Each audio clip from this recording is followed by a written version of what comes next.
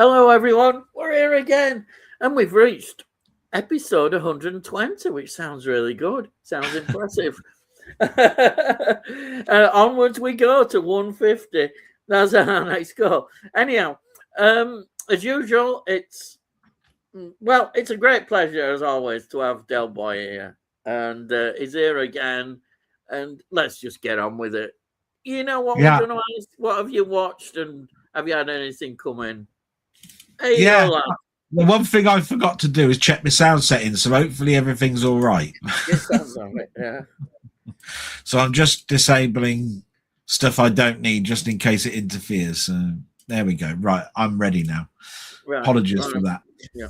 I was the one who said, "Oh, you better hit that live button because it's nearly 5 or 10 past." But yes, hello everybody, and I've watched a few things, but it's been a bit of a slow week. I watched one that I think you watched a couple of weeks ago, actually. Sherlock Holmes: Murder by Decree. Is that Christopher Plummer? Yeah, with James Mason. Yeah. Yes. I think you mentioned it a couple of weeks back. Yeah, it is. Yeah, quite a while ago, but a few weeks ago, we'll say. Yeah. But I watched that and really, really quite enjoyed it. Yeah, it's quite good. Yeah. Really weird about him investigating Jack the Ripper, but it makes a bit of sense, really, being as it's around about that time, isn't it? Yeah. I saw a film that I'd never heard of before called Jigsaw, 1962. Yes, now that comes up on some of my things when I'm doing research. I've never seen it, but it's about a detective fellows, and he's solving a murder. Which involves, and it's called Jigsaw because of the pieces. Right. Yeah. It's not bad. Forgotten who's in it now. What's his name? He was in Crazy Like a Fox. Forgotten what his name is. Anyway, so I saw that and really enjoyed it. And then that straight after watching that, there was another film on called The Comic. Oh, right. Yeah. That had Dick Van Dyke in it and Mickey Rooney. Wow. And it was about a silent comic whose talent is overshadowed by his ego, which sounds very, very much like a certain silent, comedian of the time, Yeah. So, in fact, actually two come to mind, to be quite honest. Yeah. So that was quite good. I enjoyed that. And then one that we've both seen, which is Colossus. Yeah. The Forbin project, the one where it's the American military computer that joined with the Russian military computer, and then it tries to take over mankind. Very good. It is. Yeah. I really enjoyed that because I was probably just in the mood to watch that. And then I looked, and I haven't got that in my collection in DVD or Blu-ray or 4K or anything. So I don't know why I haven't got that, because I've seen that a couple of times, always on telly, and I must have thought I've had it. I must have got it or something. So it just goes to show you need to sort of like keep an eye on your collection sometimes, because you think that you've got something and you haven't. Yeah, I've done that myself. Yeah, I've been convinced. Sometimes I've been convinced I've got a film. And I go on and look, it's not there. And then the other way has happened. I've been looking on and thought, I didn't know I had that. So it can work the other way around. I think, I've got that. Yeah. Well, that's a nice surprise. This is why I'm not somebody who's got everything listed down. I just go in and see what's on shelves. That's it. So the two that have turned up this week are both steel books. One is Clear and Present Danger. Oh yeah, it's a good one. Which is quite a good film. It's weird though because this is the third in the series, and if you've only got the third one, it's like, well, what were the first two then? But they're not called something number one and something number two and something number three. So you're gonna have to do a bit of homework to find out what the first two were. Yeah. I was just going, that must have confused the Americans when they found out that's the third in a series. They'd have gone, why isn't it called Clear and Present Danger Free then? I was just thinking that the other day. Anyway, and the other one is Night of the Comet, which is my friend Denny's one of his favourite films. Right. It's one of those dystopian future type things where zombies come to life after a comet goes across. I saw that. I had this on Laserdisc. It's even got Santa look in there in that picture, right? I had this on Laserdisc, which was the first time I saw it, and I haven't therefore bought it since. I never bought it on DVD. I never bought it on Blu-ray. So I thought, no, it's about time that I fix that. So I've got the Blu-ray and the 4K version. Oh. So got that, and it's quite a nice looking steelbook. It doesn't look disgusting, so quite happy with that. That's good. So pretty much, other than watching some TV stuff, like you, I've been watching. Well, I'll let you talk about what you watched. I won't ruin it for you. But I've been watching the same thing that you have. We were just discussing it about 5 minutes ago. But I know that you're very enthusiastic now that you've watched a few of those. So you might want to say a few anecdotes. Yeah. So I'll let you do that. So I am. I've been watching most of the stuff with my mum, and she likes watching sport. So if anybody's interested at the moment, and you're a big Leeds supporter, you're not doing very well at the moment against Manchester United, but. I'm sure people are going to give you a running total of the score of the commentary of that going on all through the night, being as you're a Leeds supporter. So I am preparing to hear the scores as they go up the list. Yeah, as they say. The Premiership hasn't started yet, though. This is still all pre-season, isn't it? Yeah. This is just a friendly, but you know. So often pre-seasons, he has to say this. Oh, they don't really matter that much. In case we get absolutely slaughtered, which we probably will. Yeah. You have to say that. Oh, by the way, the name I was thinking of for that jigsaw is Jack Warner. Oh, right. Yeah. And Tony will tell you a little bit more about it. But it was a good film.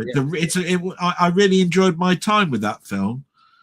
It was one of those ones that I think I will pick up, because I wouldn't mind seeing that again. As soon as it finished and I was watching the next film, which was the comic, I wanted to go back and watch Jigsaw again.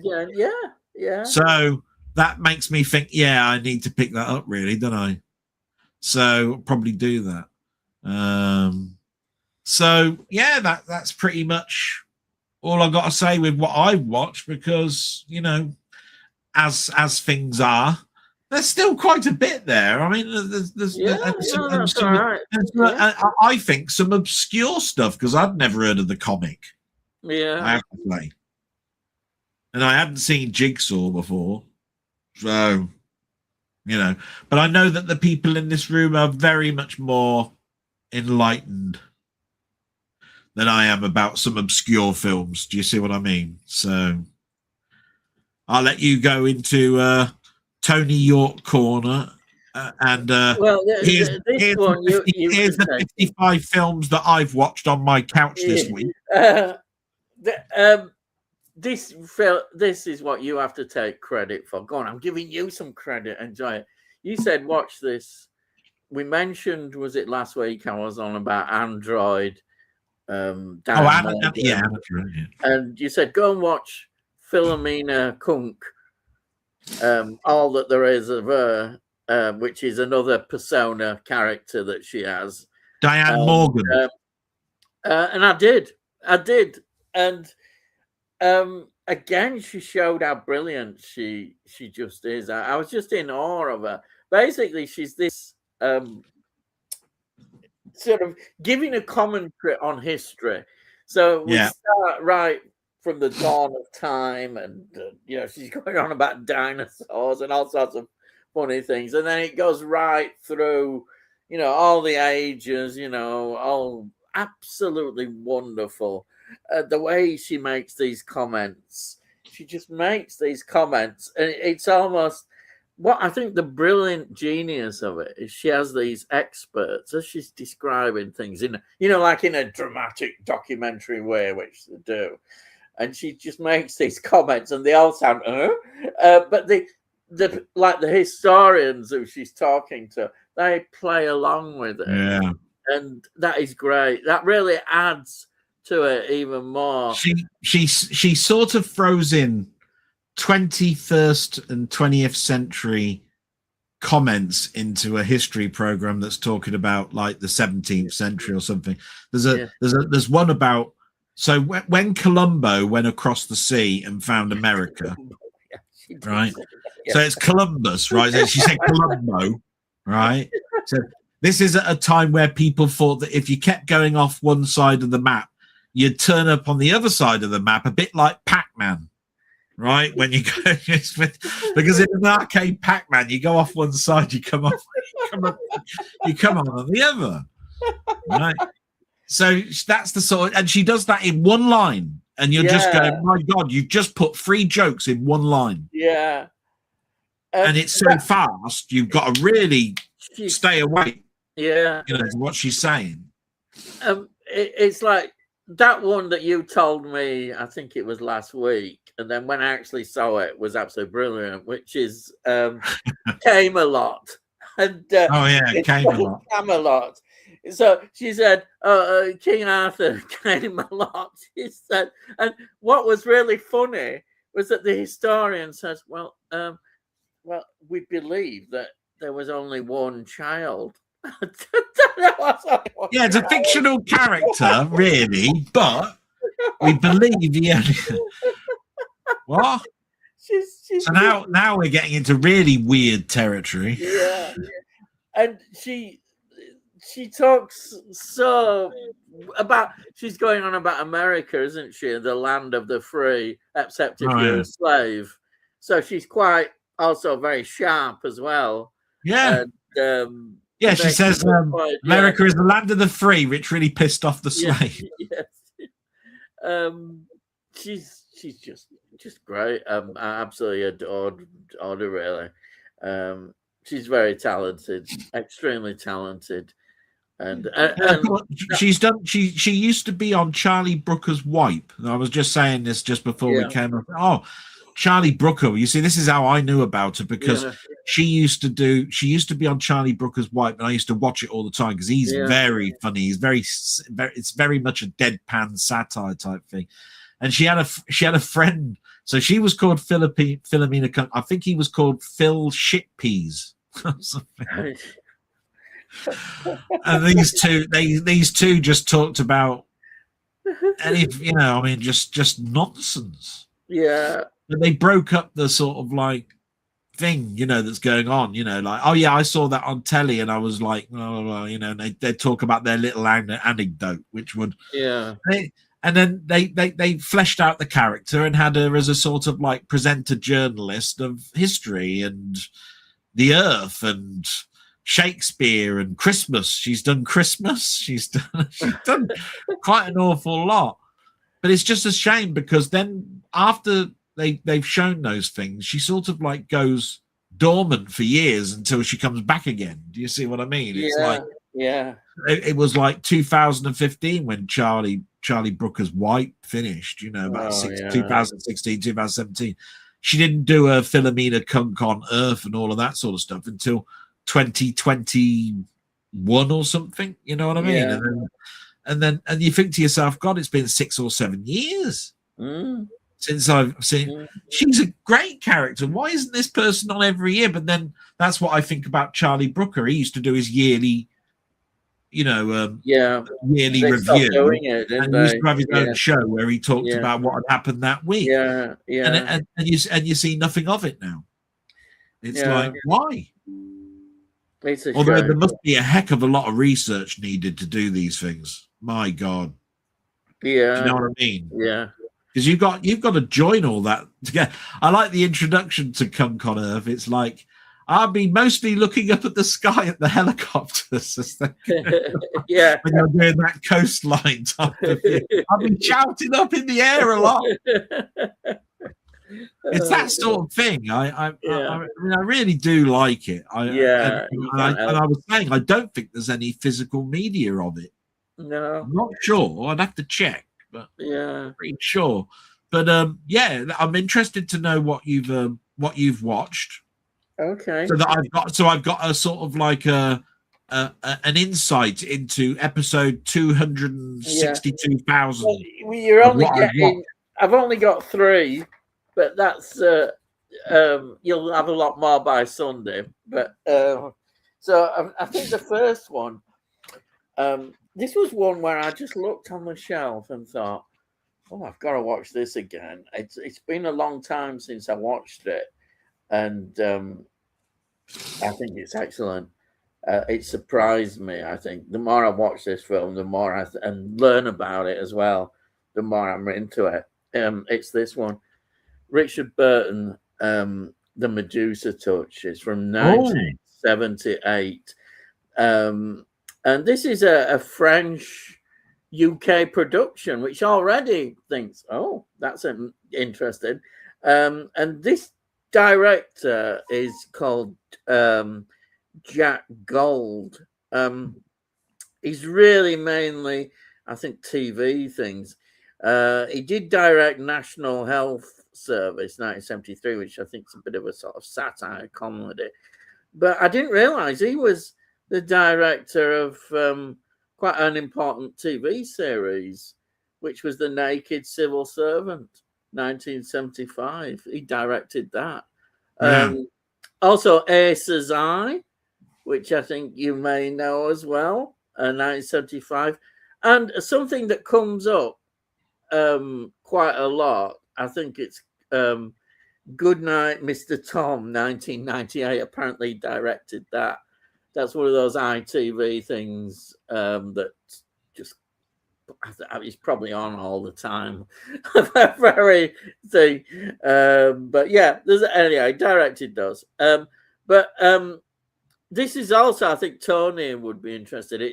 This is distributed by ITC Entertainment. I think it's in it, definitely. You can see that. So as I say, it stars Richard Burton, who to be fair to Richard Burton, this is a very sort of clever film for him, because in most of the film is actually in a coma in this hospital bed, and it's flashbacks. So we see flashbacks of how, because it starts off where he's been attacked and beaten up really quite badly, and then he's in the hospital, and we get to know the story. This, I think, what adds to it is that we've got this French detective who is absolutely brilliant. He's played by somebody called, he's a French actor, Lino Ventura, who mainly is all French films. I'm not going to even pronounce them,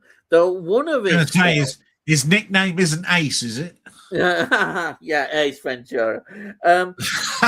The one film I know he was in, which is surprising, was the Valachi Papers, 1972, which is one with Charles Bronson. He's in Les Miserables, 1982, which is a film that I've not really wanted to see, actually. I've never seen it. It's not one that's made me want to see. So it's all mainly French films, which I've no idea of. And then it's got another actress who's interested, is Lee Remick. She plays Dr. Zoneveld, and I think hers is an interesting career. She sadly, I think, died fairly young, really. Her career could have gone. Yeah, I haven't heard of Lee Remick for quite some time. Her last film was 1988, Emma's War, but she was in 1963, The Running Man, which pops up a few times, and she was also in a Joe Orton film, which is based on this play, Loot, which is quite an interesting film, British sort of cinema. But I think the one that we all know her as is, of course, The Omen. She's in The Omen, and brilliant. She's the one that she always seemed to star in films in the 70s, as far as she used to crop up a lot in the 70s. Yeah. And she'd play that she'd play that role that would sort of like be the Cassandra Crossing. Do you know what I mean? Where she's that person on the train with the lead or something. Like she's the wife of the politician in The Omen. And do you know what I mean? She always seemed to play that type of role. Yeah. You know what I mean? I'm not saying she was in the Cassandra Crossing. I'm not getting that. I'm just turning around and saying that type of role. Do you know what I mean? The Omen was her biggest film. Yeah. It wasn't. A lot of the others. You always hear the name, don't you? Lee Remick. You'd know who you're talking about. You get in your head, you can picture what she looks like. Yeah. But you start to wonder, well, why is that being as she weren't in that many films that I watched? Yeah. So she must have been all right. That's why you have to say to yourself. Maybe she was just somebody who just didn't want to be in these other kind of mainstream films. I think she just I just think she chose what she wanted. That's right, and that's a good thing, isn't it? She didn't, do anything. But it was sad to see that she's not with us now, and I'd have thought, she still might be around, but she's not. The other there's people who pop up in this film as well. Norman Bird does a quick appearance, as he always does. We've got Gordon Jackson, again, somebody who pops up in these sort of films. Then we've got Michael Hordern. I always like Michael Hordern. He always has a sort of craziness about him sometimes in some roles that he plays. And then we've got Harry Andrews. I mean, Harry Andrews is one of those British actors who he's never in a massive role, but he's always there. He's like one of those consistent British actors. Oh, we'll have Harry Andrews. They just decide to have him. He's reliable. He's one of those reliable actors. So let's talk about this. So this film, what we have is that this French detective is investigating this assault on the author, played by Richard Burton's character, and he's still alive in hospital. He's in like this coma, but the brain patterns, his brain is just full of all these strange activity going on, and they're all wondering what on earth is happening. And then as he gets deeper and deeper into investigating, he sort of finds out that this psychiatrist believed, he had this sort of mentality about him that he could make disasters happen. And it all goes back to his childhood. We see this scene in his childhood where he's cross, I think, kind of angry with his parents, and they're on this, they're high up on a cliff, and there's a car there, and he gets in the car and then starts messing about, playing about, and then the car just goes and knocks him over the thing. And then these series of events, he starts thinking that because he thinks these things, they happen. That's the premise that you've got.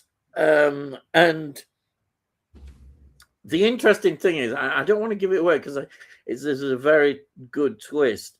The reason why he was actually attacked and who did it is absolutely fascinating. I think it's a major part of the film. And these disasters, I mean, basically, he's got telekinesis, abilities as well. He can, push things, make things move, happen in that sense.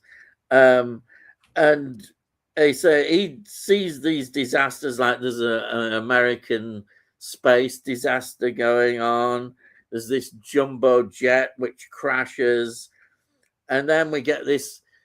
They call it the Minster. I mean, I don't know where that Minster is. It doesn't say Westminster or whatever, but we assume it's probably in London. And this Minster, he sees all that, and he thinks he's responsible for bringing this disaster. It kills loads of people. We see all the scenes.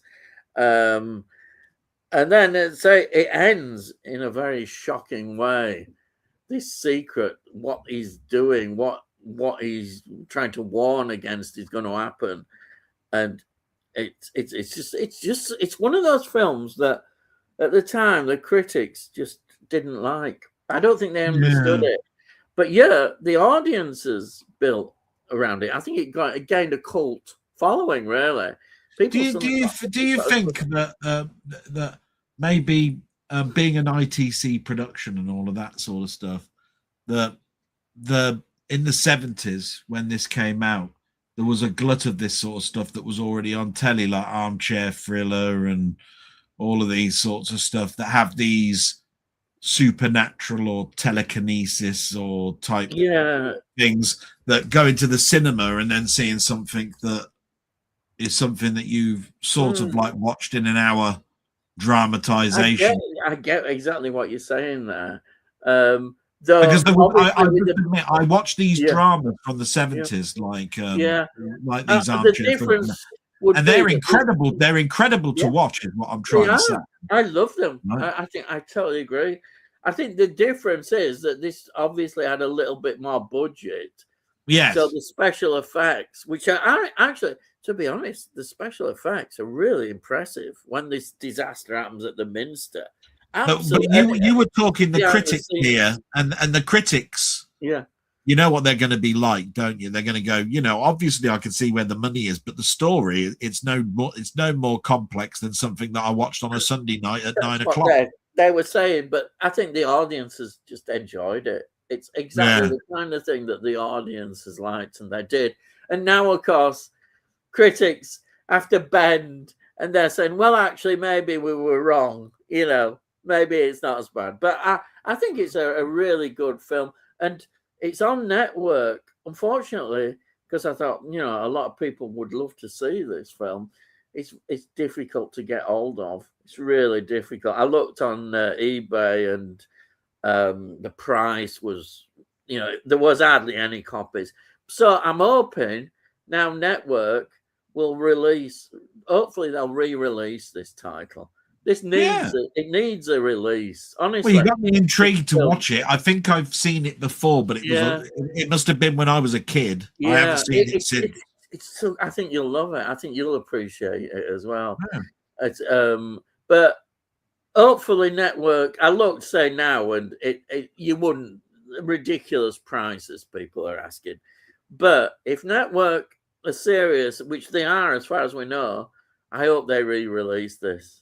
Yeah. I really do. It should get a re-release. It's such a good film, and we don't want those kind of films to disappear, because mind you, if a boutique label got it, that would be okay. If Arrow got it, I don't think people would be objecting. And Richard Burton, we need more Richard Burton. He's a great actor. So it's got everything going for it, I think, really. So I've just got two more films, and this one, I'm always going to pick a Hammer usually. While you get Hammer, I'm just going to get a bottle of water because I know exactly what you're going to be talking about. You'll nail it with a hammer. No, I'm just going to get a bottle of water. I'll be back in a minute. Yeah, okay. Right. So what I've done is I'm still carrying on. And I've picked this one this week, which is The Vampire Lovers.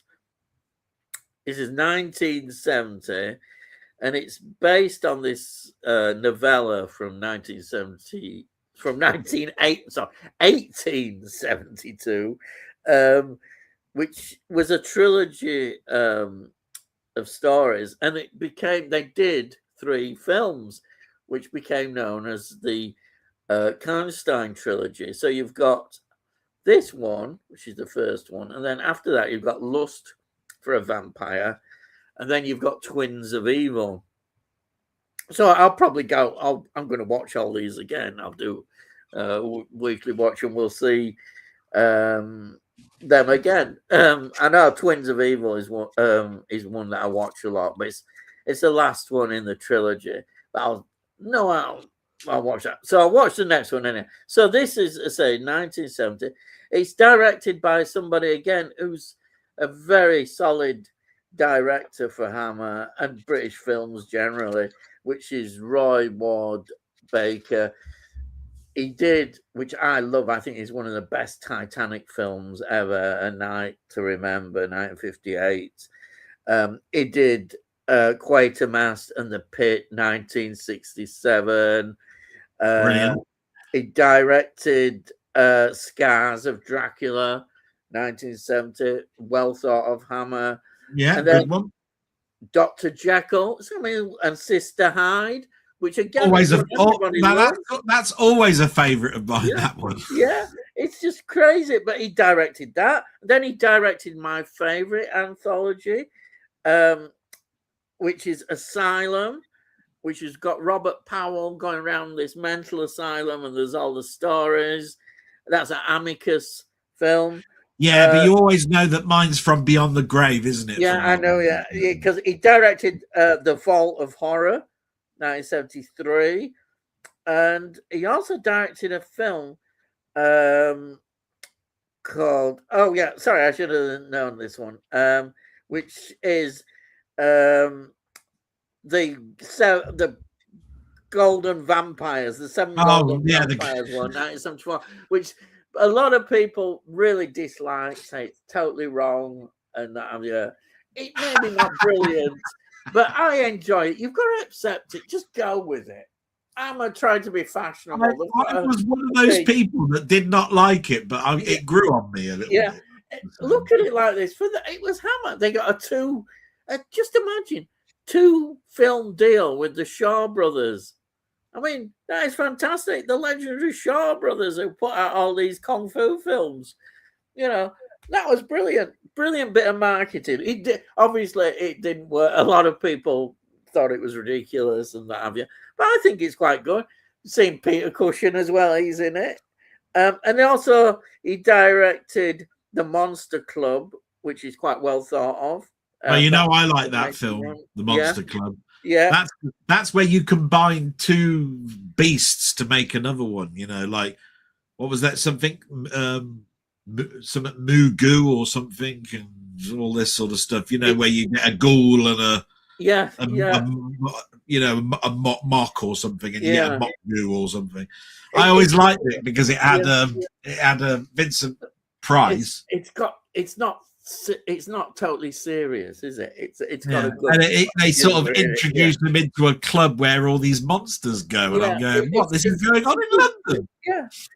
So, he's a good director, a really good director, and so we've got Ingrid Pitt, who stars as Marcella, and of course, every young schoolboy and adolescent would be looking at Ingrid Pitt and thinking, yeah, yes, Ingrid Pitt, lovely. How many Hammer films was Ingrid Pitt in? No, I don't think she's in that many. But it seems like her name is mentioned on loads of times, doesn't it, in Hammer films?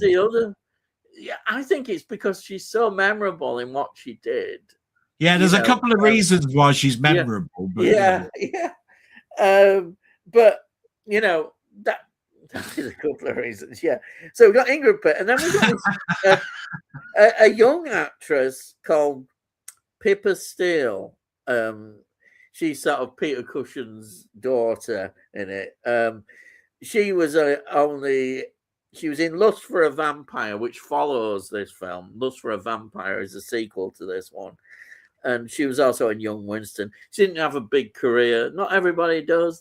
For whatever reasons, they retire, don't want to do acting anymore.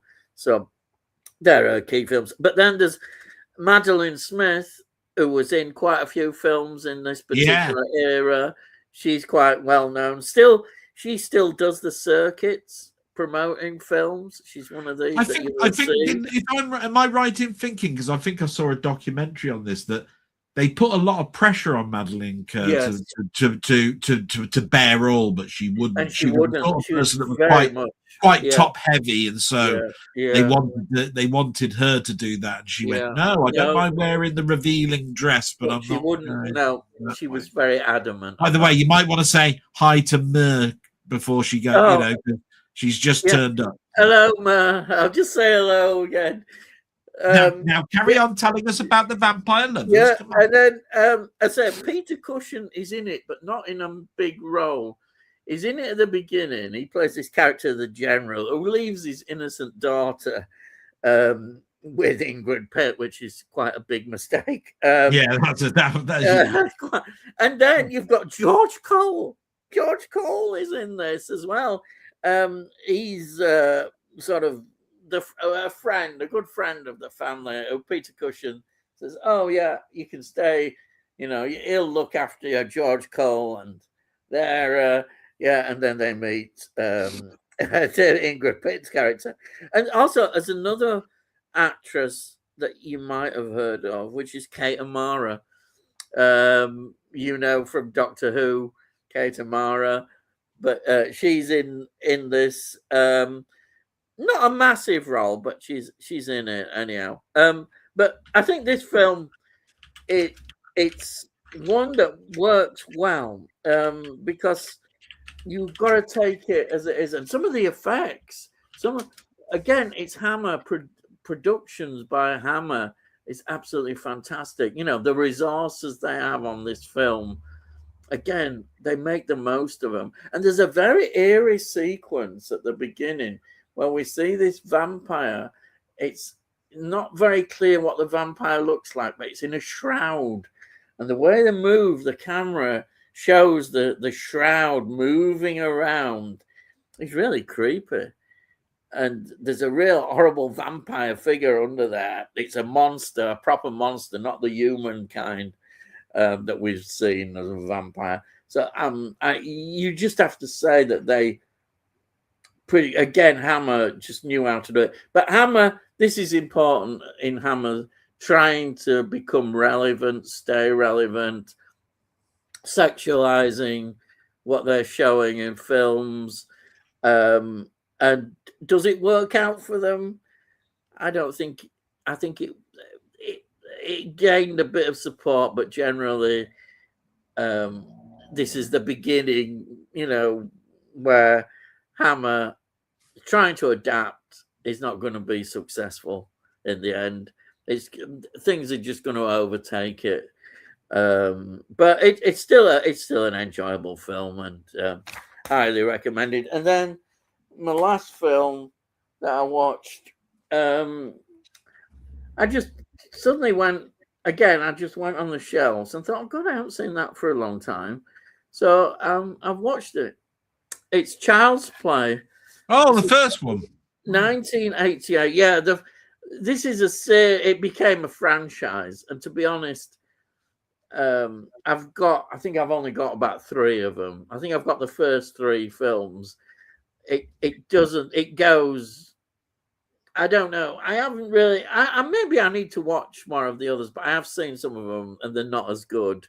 No. I've not bought them in my collection. Maybe I should get a box set with some of the others in, see if they're any good. But I've just got the first 3, and I think this is the best. I think where Child's Play succeeded and then started to fail was the insistence to bring in other dolls.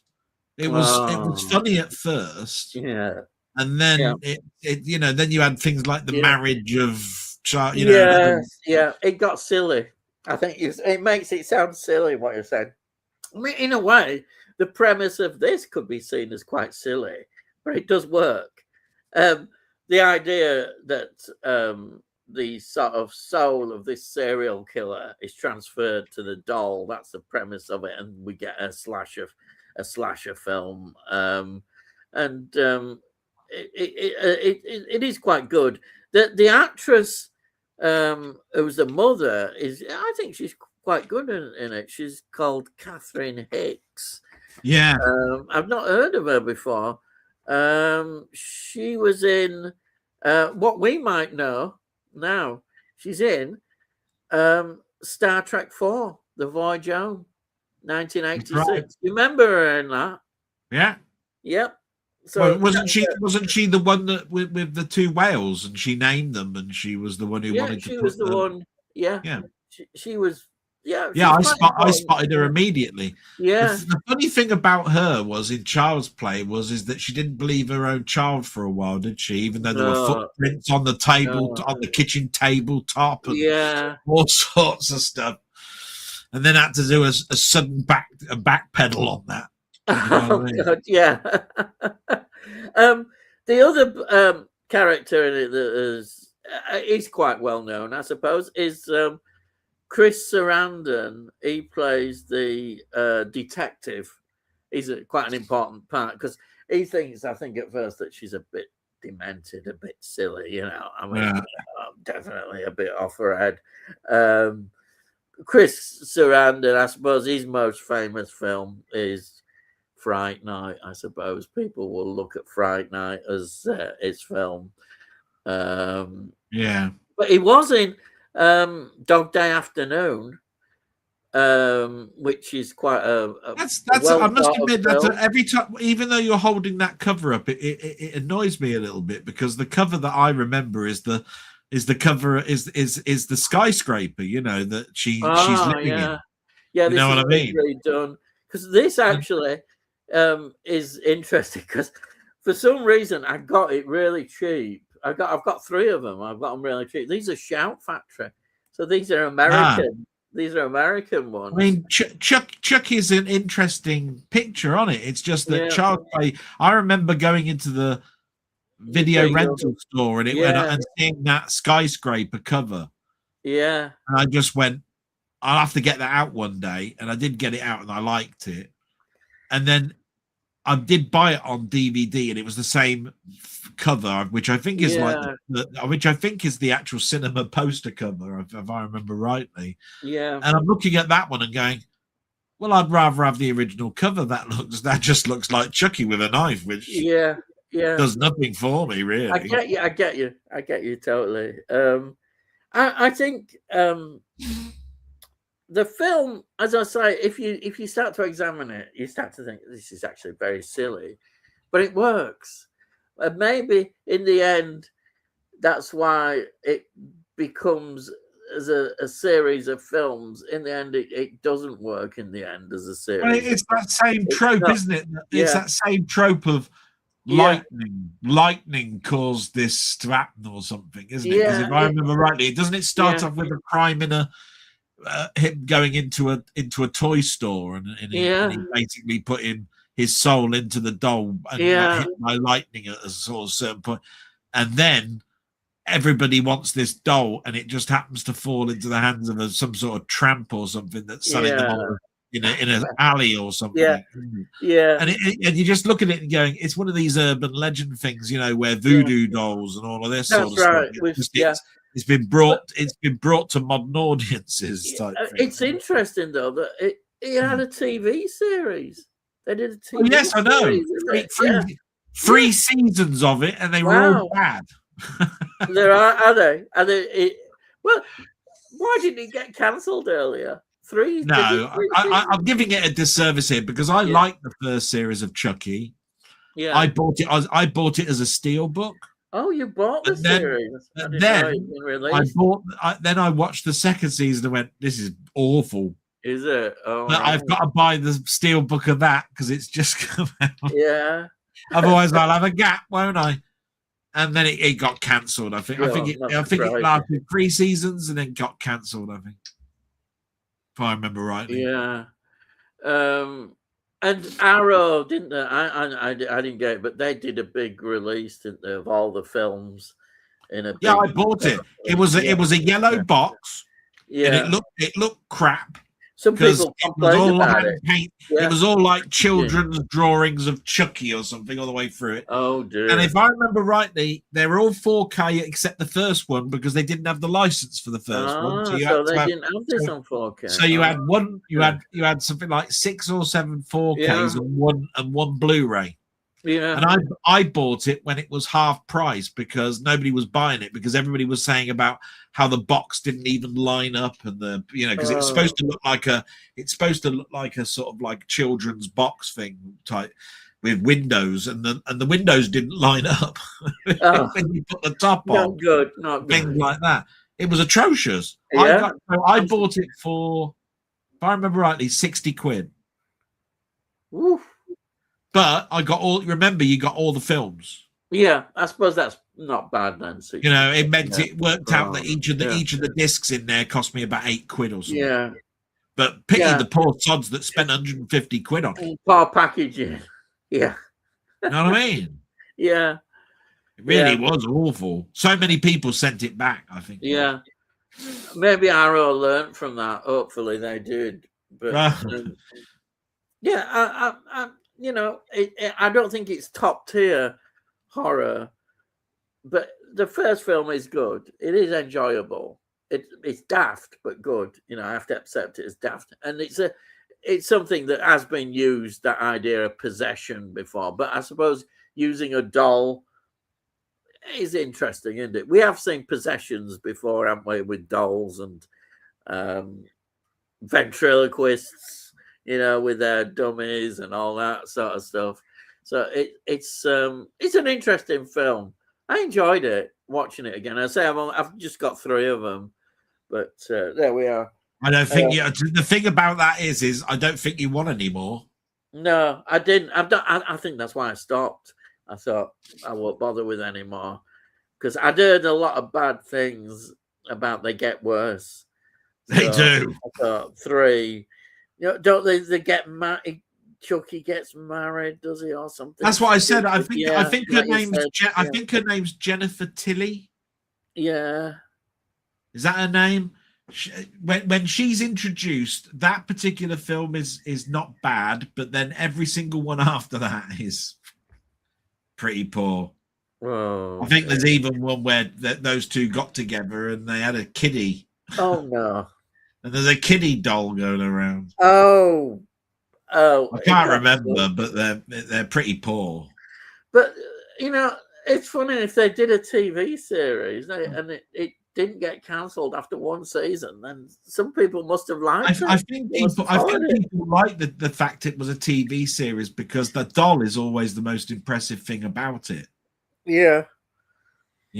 Whichever way you look at it, if you're in bed asleep and you wake up and there's a doll standing over you with a knife in its hand, that's a scare. Yeah, it's a scare in a TV show, let alone a film, let alone a TV series. So if he's if he's doing what I think he was doing, which is, I think he was trying to find his original owner, who's now in the military. I can't remember. That might have been one of the films, actually. Yeah. I can't remember. Yeah. Then basically he's turning into a revenge character. So that's always good, isn't it? When you're revenge is you know what I mean. Yeah. So otherwise, where is there for him to go? Yeah. I mean, he's either wanting to get out of the child's body, or he's after revenge for the child that he was, owner of. So. It's only going to be those 2 things. Otherwise, and you're just going to get the same ideas. Otherwise, he's just on a murder rampage, isn't he? It's a doll in the night. Yeah, I prefer films like Magic. Yeah. And Magic has just been announced as being a 4K steelbook this week. So I've ordered that. I think it's these films. I'm happy with those 3. But I wouldn't get any more. I'm not interested, really. Yeah. I think you get to a point where something like, I know now, I love Friday the 13th for all its limitations. I'm really always happy to have the first 8 films. And, there are some of that, and for me, they're perfect. But the 2 afterwards are just terrible. So there are franchise films that you accept that they're not all brilliant, but you like them. This one, I wouldn't get into it enough.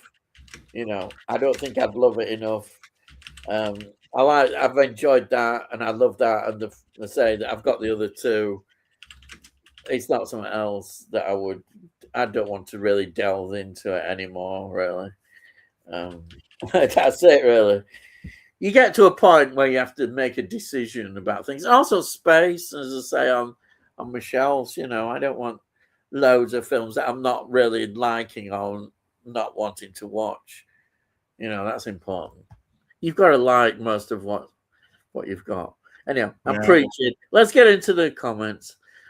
We've got Si saying, "Evening, gang." I better go and check on my mum while you're doing the first bits. Okay. And then we've got Tony saying, "Good evening, Ian, Del, and Si." Good evening, Tony. Welcome. And then Si saying, "Hi, Tony." And then we've got Stephen Taylor saying, "Good evening, everyone. Did you watch the eclipse tonight?" I didn't watch it directly, no. I was doing some other stuff. And I think Delboy said the same as well. But I remember the last one I watched. God, that's going back a few years. When there was a total eclipse, because this wasn't a total one. But yeah, there'll be chances to see it again. I think. Partial eclipses. I don't know when the next total one is, but I didn't really bother. Sounds terrible. I'll be able to see it on the reruns. And then Tony says, "There's an enjoyable Holmes film, Del." Oh, it's Del. "Have you seen another Holmes versus Ripper film? I Stood It in Terror, with Barbara Windsor as a Ripper victim." Yes. Yeah, Barbara Windsor. Yes, she is. I remember that one. Yeah. Barbara Windsor again pops up in a lot of films, doesn't she? Yeah. It's very good. Love it. Hey, I was just looking at your Peter Sellers, The Wrong Arm of the Law. Brilliant. And then Tony says, "Hi, Stephen. Just saw it went dark. Nearly fell asleep." Yeah, don't blame me. It did go dark a bit, but then it just carried on. It didn't seem as dramatic as one as I had before, when it really went dark and quiet. Because I remember everything just seemed to go really quiet. I didn't notice that this time. And then we've got Si saying, "Hi, Stephen." And then Stephen says, "I didn't have the special glasses, so I watched it on the telly." I don't blame you. Yeah, you need the glasses. If there's one thing we don't want, is the eye damage. They tell everybody, but you can bet somebody decided, "Oh, I'm okay, I'll have a look." And then, well, you're ruined, aren't you? Your eyesight is absolutely damaged. There's no way I'd be stupid enough to do that. I may do stupid things. Yeah. All right. This is, Del, Jigsaw is a good murder mystery. It was released on Blu-ray a couple of years back. Set in Brighton. Oh, interesting. Stars Dixon himself, Jack Warner, as a detective. That's interesting. Set in Brighton as well. Yeah. Jack Warner, character that popped up quite a few films before Dixon of Doc Green, which I remember well. Yes. And then Si says, "Hi, Si, Tony, Stephen, good evening, Slipknot." And Tony says, "Hi, Slip." Stephen says, "Evening, Slip, Tony and Si." And Slipknot fan says, "Hi, matey." Si says, and then Stephen says, "Del is wearing his Newcastle shirt tonight." Laugh out loud. Yes, I'm sure he'll appreciate that. Yeah, of course, he gave me the news. He says, "Oh, Leeds are losing." He seems to have great relish, but it doesn't matter. It's all pre-season. Even if it is Man United, who we like to beat, but Um, it's pre-season and it doesn't count. Yeah, well, I have to convince myself that.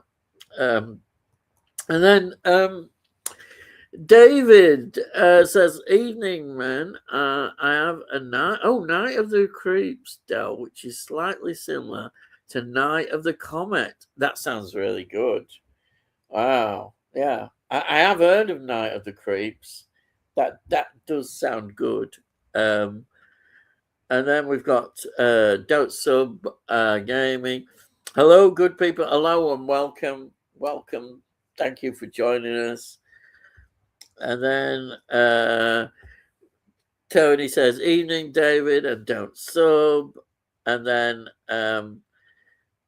Sai says, "Hi, don't sub."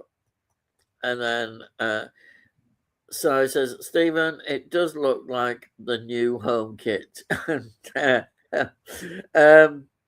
And then Dave says, "Hi, Tony. My son brought home late night with the devil." Oh, I love that Sunday. I enjoyed it. Oh, late night with the devil I found it really entertaining. The way they did that 70s show.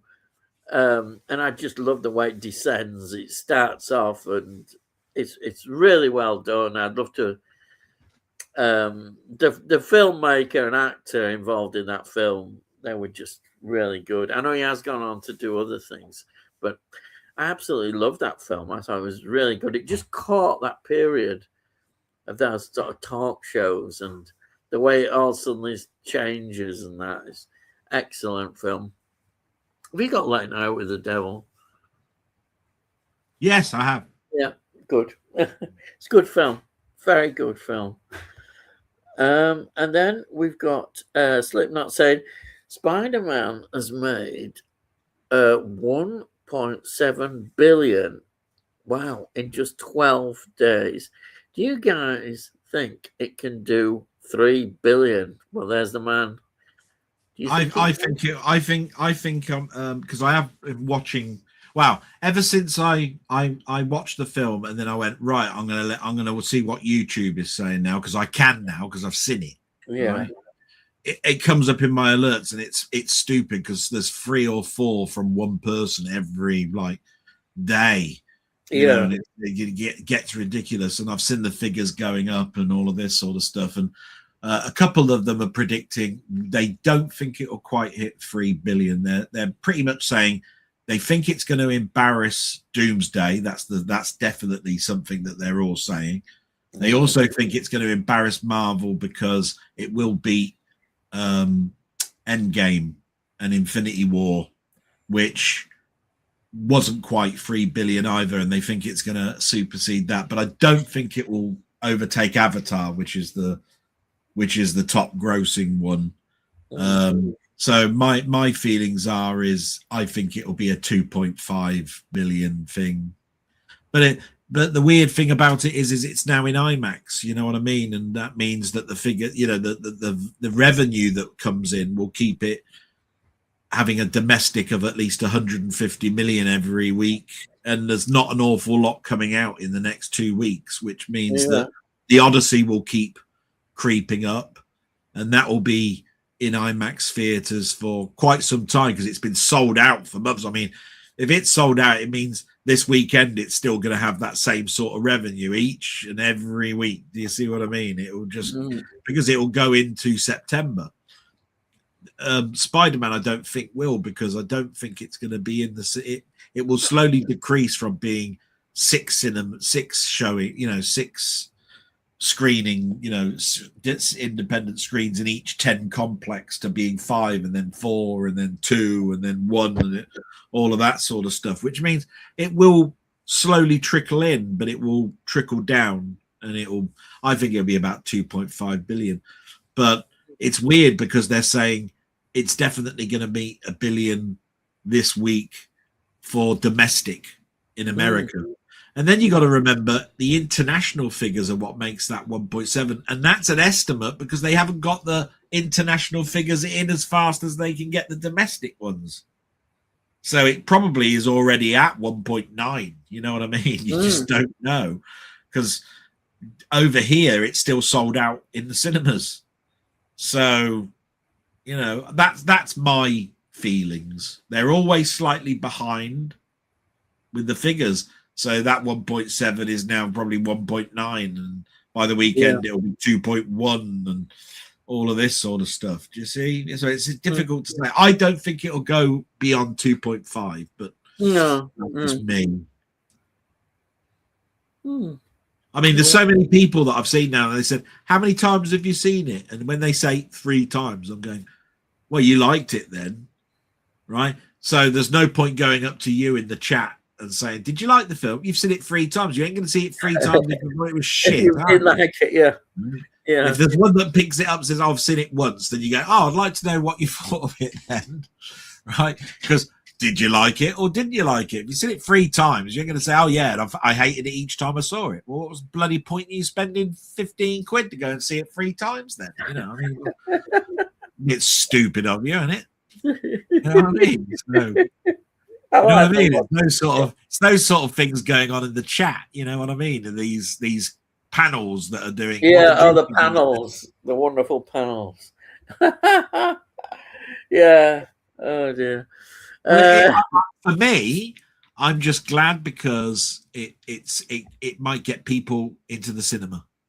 Yeah. That's what it means to me. It is my character, the character that I grew up with. You know, obviously, some people have asked me, is it my favorite? And that's a very difficult thing for me to answer, because just think about this for a minute. You're born in the late 60s. You saw a live action show in the 70s, and you didn't see Spider-Man again in the cinema until 2001. Just think about that for a minute. It's like a Doctor Who drought, you know, when the classic ended, the film came along, and then suddenly it was 2005 and everybody was saying, where's Doctor Who been in all my life? You know what I mean? For the new ones. And the other ones were saying, isn't it great that it's back and all of this sort of stuff. I waited 20 or so of my years waiting for that to come out. Do you know what I mean? And so the first one is obviously therefore going to have a huge nostalgic value to me. You see what I mean? Yeah. Even though if you look back at it now and going, oh, it's not the best one. The second one was the better one of the Raimi trilogy. But to me, like, it was like, that was my first Spider-Man live action where I went, they did it justice, you know. It wasn't Nicholas Hammond, you know, in a TV series that they joined a couple of episodes together and put it in the cinema. Do you know what I mean? Which was the 70s, basically, you know, when the Hulk was out. They used to do that, didn't they? Put TV it was a Spider-Man Hulk double bill, and they were both TV shows put into the cinema.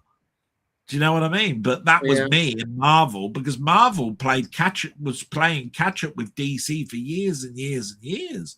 They had Superman, then Batman came out, and even though there's a decade between those 2 films, DC still had a higher point than Marvel. Marvel you couldn't sell their product. Nobody was picking them up because everything that came out was crap.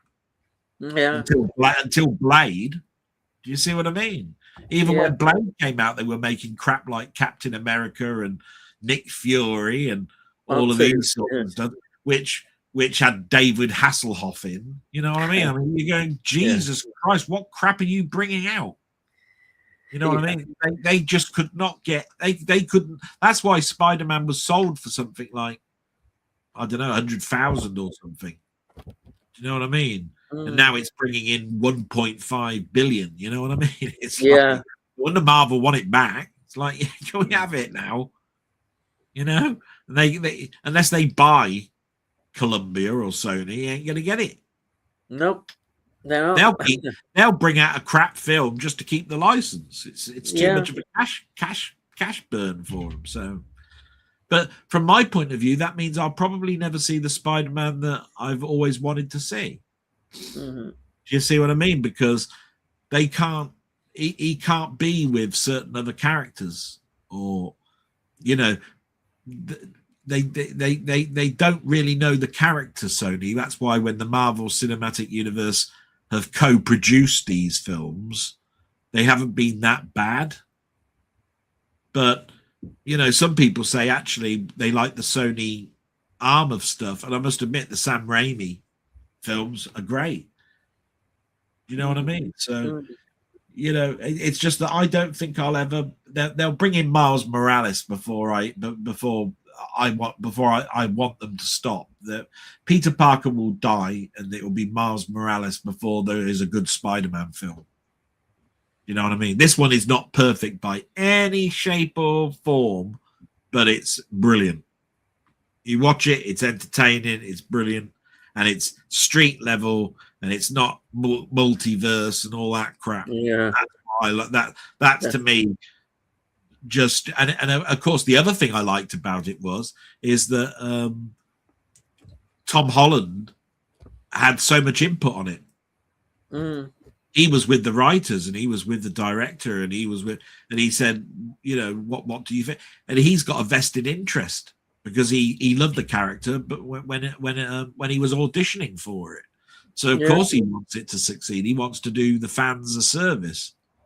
So, and you can see his input in it. It really is quite good. I can't wait for you to see it. But, yeah, I'm looking forward to it. Yeah, but all this superhero fatigue, we all know that it was just. We don't want crap films with characters that are playing not to what the character is, like Superman killing someone. He just doesn't kill people. Yeah. All of this sort of stuff. You're going against the grain. Do you know what I mean? So, Anyway, that's my 2 pennies on that. No, I think in a way, people should be happy that it's turned out the way it has. Because it's showing that people don't need to worry about all this superhero fatigue. I think that's a positive thing because it's true. I mean, I would feel the same. I think, oh God, but this has proved it. It's proved all the time on YouTube. I keep seeing the Spider-Man is laughing at Supergirl, and now the actress that's in Supergirl is saying this and saying that we didn't have a chance because I'm not a male and all of this sort of stuff. And I'm just going, are you being told to say this crap? Because it's nothing. It's because your film has got a bad script. You are not doing well. Yeah, I won't be surprised. But hopefully things have changed now. Are changing. That people can be. They don't have to say all the things that have been the woke stuff. Hopefully we've moved on now. That has become past. Hopefully all that stuff. People can get back to writing stories. I don't even like. I've said it woke, but even that I want to just as a phrase that we want to get rid of. We just want people to write and tell stories. Yeah, it's simple. That's all we want to do. Just I mean, if you've got nearly Amazing Spider-Man, believe it or not, celebrates its 1000th issue of Amazing Spider-Man in the next 2 months. Yeah. And obviously he's had other comics like the Spectacular Spider-Man, Adjectiveless Spider-Man, Web of Spider-Man. It was all these different other comics, right? But if you've got a run of 1,000 comics, then you've got a character that obviously is beloved for a start. And you've got a lot of material that says this is the essence of what the character is. So don't write against the grain. There's a reason why he's still going. Yes, you're right. Yeah. So there's no point seeing Spider-Man pull his pants down and pee over a paper like the Daily Bugle or something like this, or suddenly give him a dog or something, or a cat or something. All of this sort of stuff. It's just not right. Yeah. And people see that. They do it because they think that merchandise, or they think that kids will love it because he's now got a cute cat with him or something. Or, yeah. You know what I mean? No. There's a reason. Yeah. Read the comic. Do you know what I mean? It's like that. Madam Web was a. Do you know what Madam Web was? Madam Web was a clairvoyant on a life support machine that looked like a web. Right. Right. Yeah. So that's why she was called Madam Web, and she was in her 70s. Yes. So there's no point doing a film where she's 26 and is a part of an ambulance crew or something that suddenly starts seeing. No. Right? No, that is not Madam Web. Yeah. You see what I mean? It's ridiculous. There's another thing that somebody said, right? I can't really say it because it will spoil it for people. But there's an X-Men character in it, right? Yeah. Right. And everybody's saying it shouldn't have been this X-Men character. They should have had Emma Frost. Right? Yeah. What you got to think about with this is if they brought Emma Frost in, right? That's a sort of like a sort of semi-villain.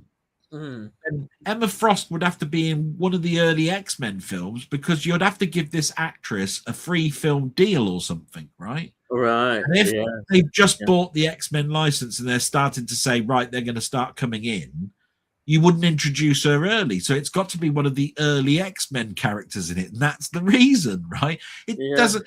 All these people are saying, yes, I see where you're coming from. Yeah, it would make more sense that it was this character. But if you did that, you've got to introduce her early into the next X-Men films because you're not going to give this. Otherwise, you've got to advertise for the actress to be in it, haven't you? And they'll be going, well, why is that actress now different to the one in the Spider-Man film? Do you see what I mean? When they hired this person, they knew full well that she was going to be in an X-Men film, and she's going to be in the very first one. Do you see what I mean? Yeah. So that obviously it's going to come out in the next couple of years, and therefore she's going to be at the ground running. You can't bring in a character that's going to be in the third X-Men film now. No. Because that would be 6 years down the line. Yeah.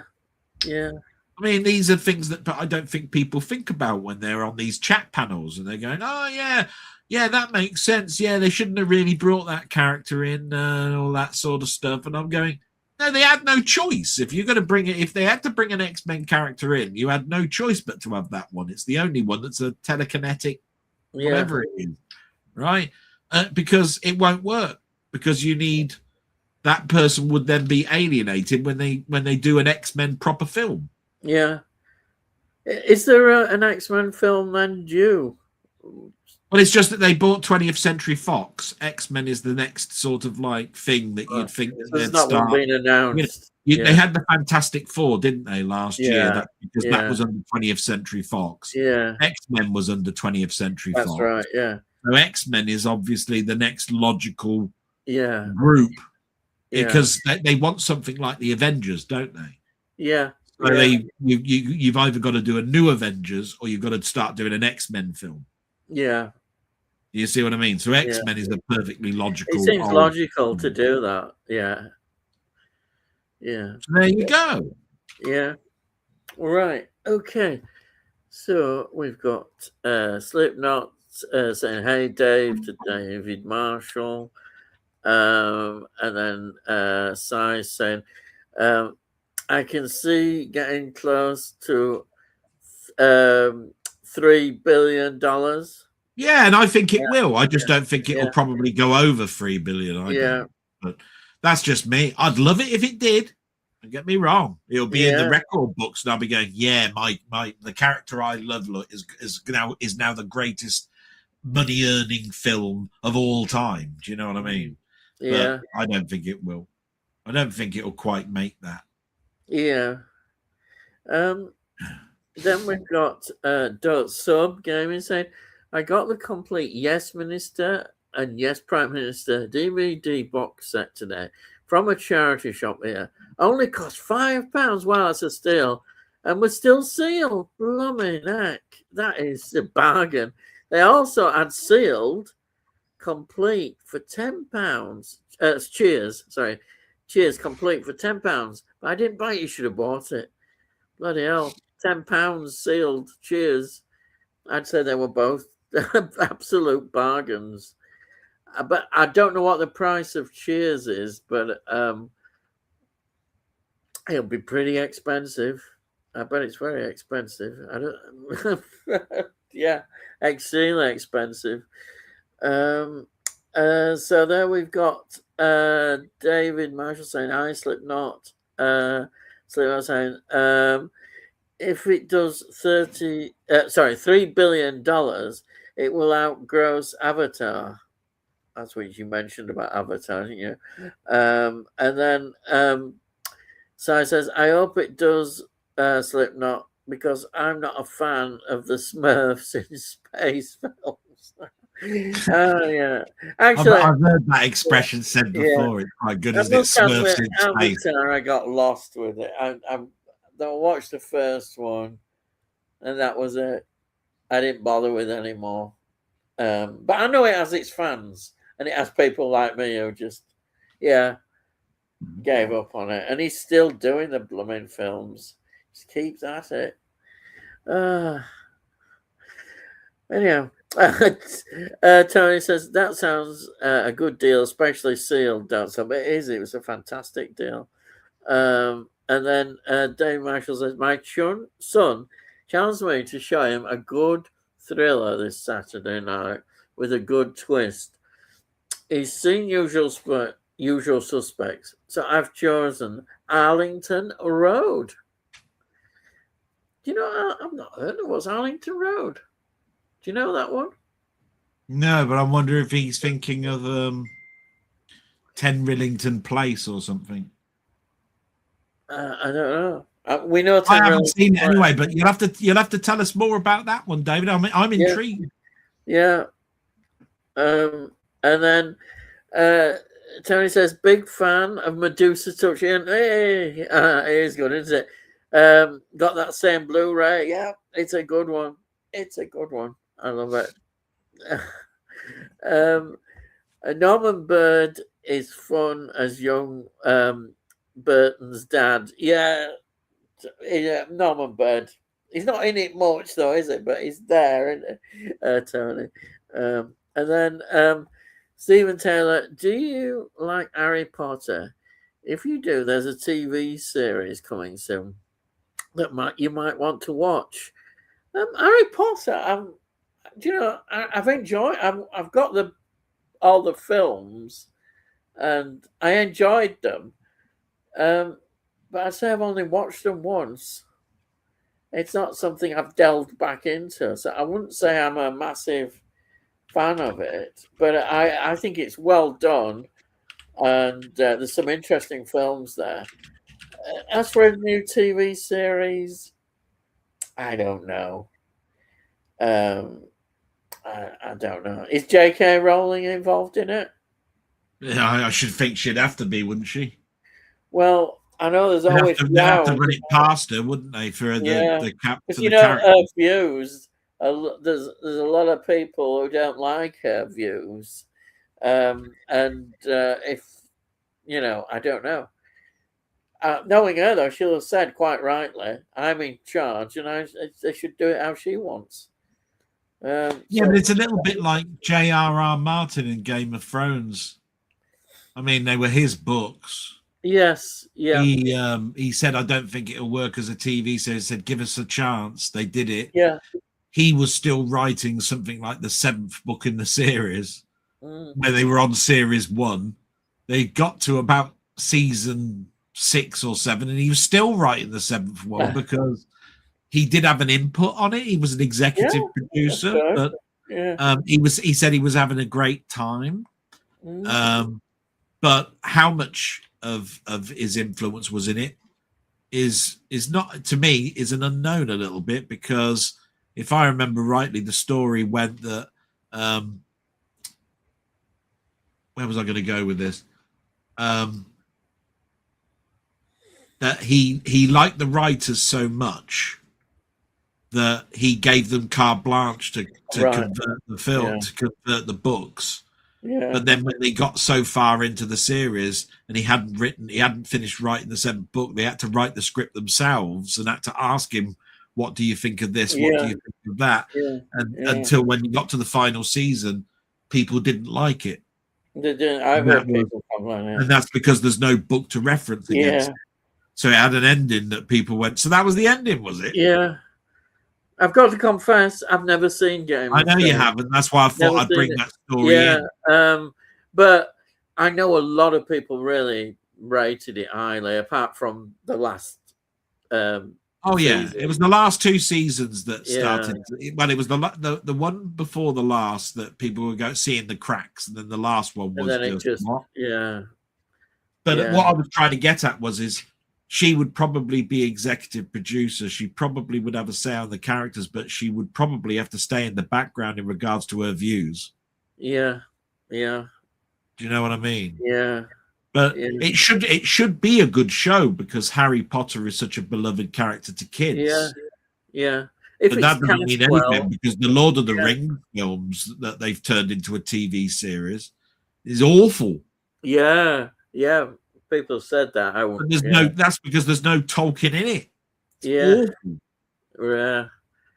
Yeah. Not good.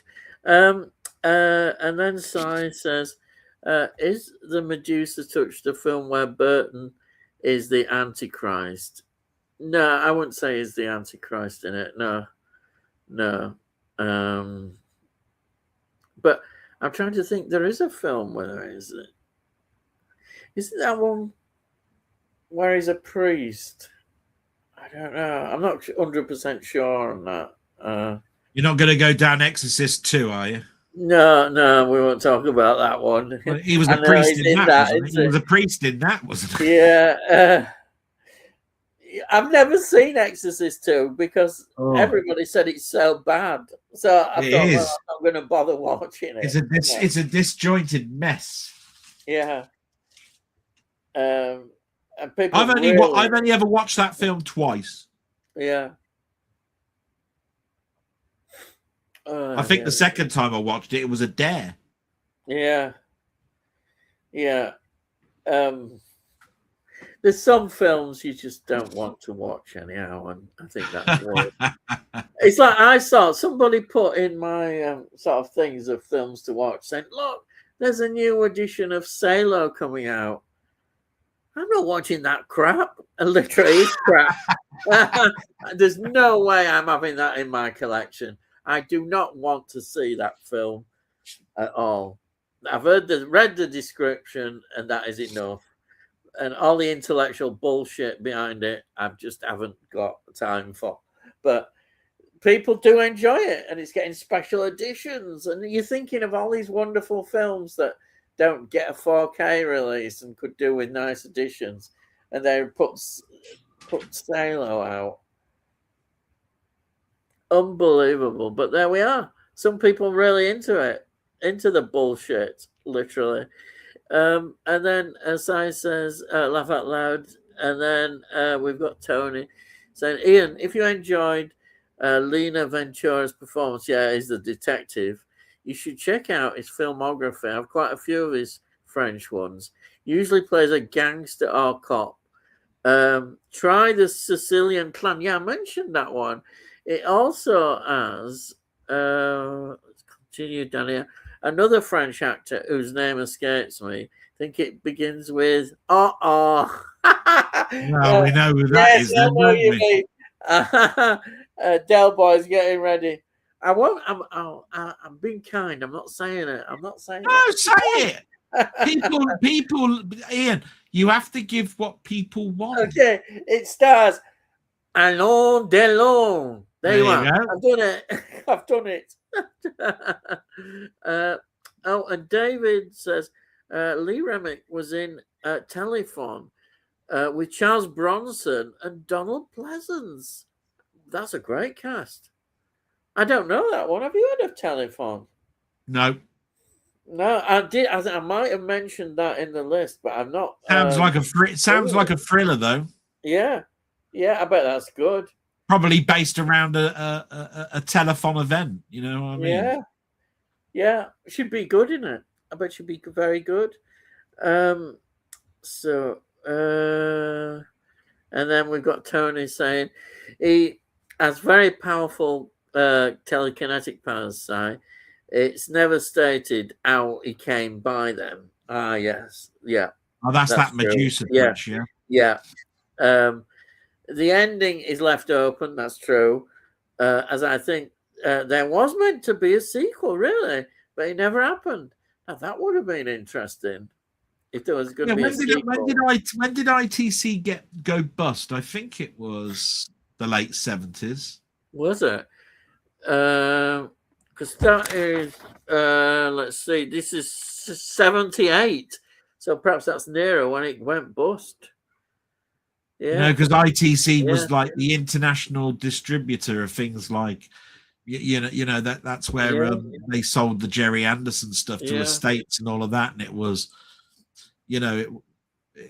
so I think ITC changed its name or its brand when all of the TV studios changed their names, like ATV came Central and all of that sort of stuff, which was like 1981 or something. So I think ITC changed its, either went bust or they stopped doing it. Maybe that explains why there wasn't a sequel then.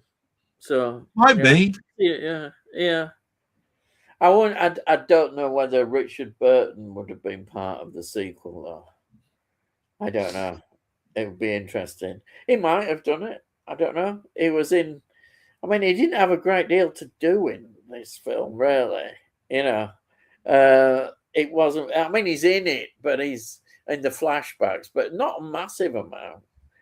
And then Tony says, I think so, David. I have telephone of DVD, but a long time since I saw it. Also, you have got that. It sounds a good film. I wish I knew more about it. I know nothing about it. Yeah. And then, this is still on about Medusa Touch. I think the exterior scenes of the Minster were filmed in Bristol. That's it. Yes, you're right. I know it wasn't London, as I saw a documentary about it. And they said that a London bus was taken to the filming to make it appear to be there. Yes, that's on the extras. There is an extras documentary about that. Yeah, that's true. And then here, saying, on Friday evening, I watched easily one of the bottom 5 films of all time. Oh, yeah, I've heard a lot of people. Ice Cream Man. Do not waste your time on this pile of turds. And that's giving a turd a bad name. It's bad. I heard something about, and I hate mentioning this word because it always starts off stuff. It's an AI film. So has it been made totally by AI? I don't know. I've heard nothing but bad reviews for it. I've heard nothing. I've heard nothing but bad things about it. Yeah, there's been nothing positive, and everybody's saying, we told you so. It's him." I mean, I always like to make my mind up myself, but I mean, if I doesn't like it, there must be some credence to that. Yeah, I think I haven't seen, and all I've ever seen of that film is a poster. Yeah. That's it. I think a lot of people thought, the concept might be interesting, but everything's been negative. But like you say, I'd still want to see how bad it is. I think it'd be worth watching. I mean, you could always switch it off or whatever if it's that bad. But I would I think it would be interesting to watch. I mean, there are some really bad films. Oh, yeah. Yeah, I mean, but you could still watch them, And then, is it a horror site? I vaguely heard things about horror. it. Yeah. And then, I was going to take my wife to see the Ice Cream Man Sunday. Yeah. I think somebody turned around and said it's a horror film. It's about a guy that goes up to the counter of a cinema complex and says, "Can I give you $15.99 so I can go in and see the Ice Cream Man?" Oh, dear. apparently the person didn't have a great time. Yeah. I don't know what to say, really, David. I don't know. You just have to decide. And then don't sub gaming. 2 questions for Mr. Spider-Man Dell. Oh dear, you're going to be called Spider-Man Dell now. So, are you really Spider-Man? Come on, you can tell us. We won't tell anyone. Question 2. Do you have a Nintendo Switch, and what's your friend code? I don't understand that. I'll try and be quick. I can't. Obviously, I am not Spider-Man. That would be silly to give my secret identity away, even if I was, wouldn't it? So, there you go. Could be, though. I have got a packet of Uncle Ben's in my cupboard, but it's porridge. But there you go. Do I have a Switch? I have a Switch 2 here. Don't think you can see it, but there's a Switch 2. And I got a Switch 1 over there. I don't know what my friend code is, but I did know that you left me a question in one of my blogs, so I'll write it in there for you. All right. You want to know about it? Because I'm, looking it up now and putting it all, take too long. So we got that out of the way quickly because I don't want to, upset people. So you'll get in contact with him and give him the code. I'll put that. I'll put that as a reply in one of in the last time that he commented. So I'll put it in there. Brilliant. And then David says, "You wouldn't give it 99 out of 100, then, Si? Get it? Oh yeah, 99. Yes, yeah, the jokes. Yeah. And then." That's a hot hammer. Sounds a bit flaky to me, but yeah, flaky. Yeah, it is a hot hammer. Ingrid Pitt is a hot hammer. Yeah.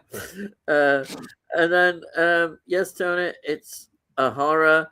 And David, if you take your wife to see it, expect divorce papers the next day. Oh dear. So there's a thing. You don't want to cause any divorces. And then, Si, I'll take her then. Yeah. That reminds me of that joke. I've been meaning to take my wife somewhere expensive, so I told her to get in the car. Yeah. We drove to the garage. Yeah. Oh dear. What can I say? And there's she. I know you mentioned her before, but we'll mention again. It's Mer from the Philippines. Hello, Mer. I wanted to make sure that you gave her a wave early on, just in case. Yeah. Thank you for joining us again. Only you told me this morning that you probably would do, so thank you anyhow.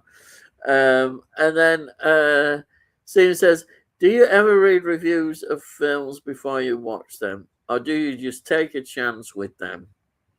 Do you want to answer that first? Well, I'll go first. 90% of my life has gone with watching it by taking a chance and not reviews. Do you know what I mean? I mean, there was a time where I'd listen to Barry Norman and then I'd go and see the cinema. But most of the time, a little bit later on, he was reviewing a film after it was out. Funnily enough, I think that's just because of the way it turned out when his show was being broadcast. But I don't like to be influenced. I like to go and see a film for its own merit. So it's nice that when you're on the chat circuit, say, that you get an idea. But I think that YouTube is very pessimistic. And I try not to listen to anything that they've got to say. Unless it's someone that I know and I talk with on a regular basis. Do you know what I mean? I'll take what they're saying in. But, all these different ones that are saying, I told you it was going to be crap and it turned out to be crap and all this sort of stuff. I know you do like it's Commode, don't you? I think you have a lot of respect, I think, for Commode. Yeah.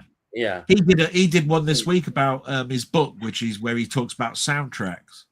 He was talking, very, very, very much a lot of sense. And And so I've got a bit of a respect because I've listened to him review films in the same way that Barry Norman used to review films. But even so, we're not tied at the hip, and it's not like I like everything that he likes, like, and he likes everything that I like, and all of that sort of stuff. He doesn't know me from Adam. Yeah, I'm sure he's liked films that you've not liked, or vice versa. You know, films he's not liked, you've liked. I think the only thing we've agreed with is that Condor Man's shit. Yeah, Condor Man. That comes up every week, doesn't it? Condor Man. That's just to annoy Cy, that one. I always think to myself, it can't be that bad, really. It can't be. It's not. It's one of those things where I was hugely disappointed, but it's not that. Yeah, it's not the worst film you could see. Yeah. You know, it's no worse than one of our dinosaurs is missing, or Escape from Witch Mountain, or any of those. You know, that you watched as a kid. But I was just hugely disappointed by it. Yeah. Yeah. I mean, Digby, the biggest dog in the world's probably worse than Condor Man. Yeah. Tony says, hi, love the cat. That's I'm, and then so hi, Philippines cat. Yeah, that's a good one. Yeah. And then Tony says, Ingrid Pitt and Madeline Smith. Oh, anyway, two outstanding actresses. Yes. Yeah. Get your point there. They're very outstanding. Madeline Smith is still alive, isn't she? I'm not sure. I don't think Ingrid Pitt is she? No, Ingrid Pitt sadly died a few years ago. Yeah. She used to do a lot of the horror convention stuff, I think, Ingrid Pitt was. But I think Madeline Smith does now. She's still doing all these conventions. By the way, Caroline Munro. And still another one. Did a live Cellar Club this last Friday. Oh, right. A live one. Oh. Yeah, so she introduces the horror films that are on Talking Pictures on a Friday. She did a live show. They interviewed her, and she was the people in the pub were asking her questions about her background and life and that. Yeah. Very interesting. Oh God, this question is pretty bad. Different question for Ian. You're a huge music fan, aren't you? Who, in your opinion, has the best male and female singing voices ever? I say Roy Orbison and Karen Carpenter. What about you? Oh, wow. I think it's no surprise that for me, and I agree, Karen Carpenter was absolutely on another planet, I think. But so is somebody else who I like, which is Kate Bush. So I would put that. Male singers is more difficult, I think, because I'm a big David Bowie fan. David Bowie, what a fantastic singer, songwriter, artist, just chameleon.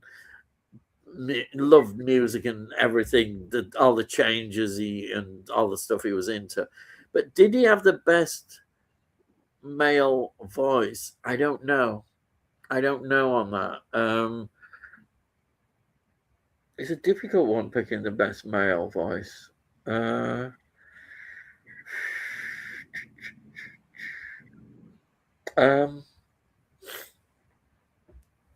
mean, I like Paul McCartney. I think McCartney, his voice now is no good. But McCartney, for me, always the best of the Beatles, not John Lennon. What a guy. His voice I really like. And I liked his songwriting and his choices that he made. McCartney, now I've heard him, and oh dear, you don't want to hear him. And it's very sad, isn't it, when there's a lot of singers now I don't want to hear because the voice has gone. And McCartney, unfortunately, has gone. I think he's absolutely great singer. I think I would put him as my I think. I mean, as I say, Presley. I've got to admit, Presley was a great singer at his height, and his versatility. He could do all sorts of, music. His career, unfortunately, it was the film period which kind of, I think, was a setback for him. Goodness knows what it would have happened if he hadn't have done those films, and what could have happened. I thought you were going to say Ken Dodd. Oh no, don't! That's nightmare time. No, nightmare. My mum would be going, "Oh, he's got a lovely voice." No, he hasn't, Mum. But yeah, they even had some of his blooming albums. Oh yeah, Ken Dodd sings. No, he tries. But yeah, I think male singers is more difficult because there's such a variety. But I'm going to say Paul McCartney, because Paul McCartney is of the heart. I mean, just what he did with the Beatles, it's just amazing. And the songs and Wings, I think people forget Wings. He's absolutely fantastic. That's why I always put him above John Lennon, which I know is not always a popular opinion, but I think he was the Beatles, Paul McCartney. Anyhow, let me hear what your opinions are. I answered it a bit further along, but when you get to that, I'll probably expand upon why I said what I did. So you can go to the next one. Have we got Elton yet? No. No. And then Elton John. Spot on. Is a fantastic pianist, but I wouldn't say his voice is fantastic. These could be my choices. Right. Yeah. So the way that I come across this one is that Karen Carpenter. It's weird. I've always loved Karen Carpenter's voice, along with the two ABBA singers. Yeah. Right. Where they complement each other, but it's also expanded upon by, and I saw this on YouTube, and and it made perfect sense. They had voice coaches use electronic equipment to see a live performance against a recording, right, and how accurate was her pitch for when she sang the song. And they matched perfectly, which meant that her voice was so ungodly. It was ungodly. I mean, it's spot on. Yeah, yeah. You've got to turn around therefore and say, if she's got that type of range, and 10 years apart between a live recording and is exactly the same for the pitch, then then she's got to have a cracking voice. She's got to have. And I don't know many other, people. If you mention people like Madonna and, all of Ariana Grande and all of this sort of stuff, they will not have that perfection. I think Aretha Franklin, maybe. I think Aretha Aretha Franklin. I really like Aretha Franklin. Yeah. When it comes to male, my mum loves Roy Orbison, and I hear Roy Orbison every morning for my mum. Yeah, it was like one of my mum's favorite singers. Yeah, there's a lot to choose here because you could go Frank Sinatra, you could go, but these are because they're voices of the century names that come up. What were the voices of the century? And Elvis was mentioned, Frank Sinatra was mentioned. All of these iconics, but if you put it to a voice coach, you'd probably say, oh, no, there's problems. But I don't always agree with a voice coach. It's not about perfection. It's about range. It's about versatility. When you talked about McCartney, a song that came to mind was Coming Up. Do you remember Coming Up? Coming Up. Very high-pitched. Very high-pitched. And then there's other songs where is Mull of Kintyre is not exactly a high-pitched. It's a mid vocal, right? But if you can go from a baritone, upwards, then you've got a versatile voice. And if you've got a versatile voice, then people want you. And it means that you've probably got a career that will span things because you can play in quite a few different keys. Yeah. You see what I mean? That's why I said Elton John's got a fine voice. You know, don't get me wrong. You know, I mean, he sang in all of his tracks, didn't he? You know, that he did. So, but it's not a voice of the century voice. It's just certain songs he did suit him, and he wrote it for him to sing.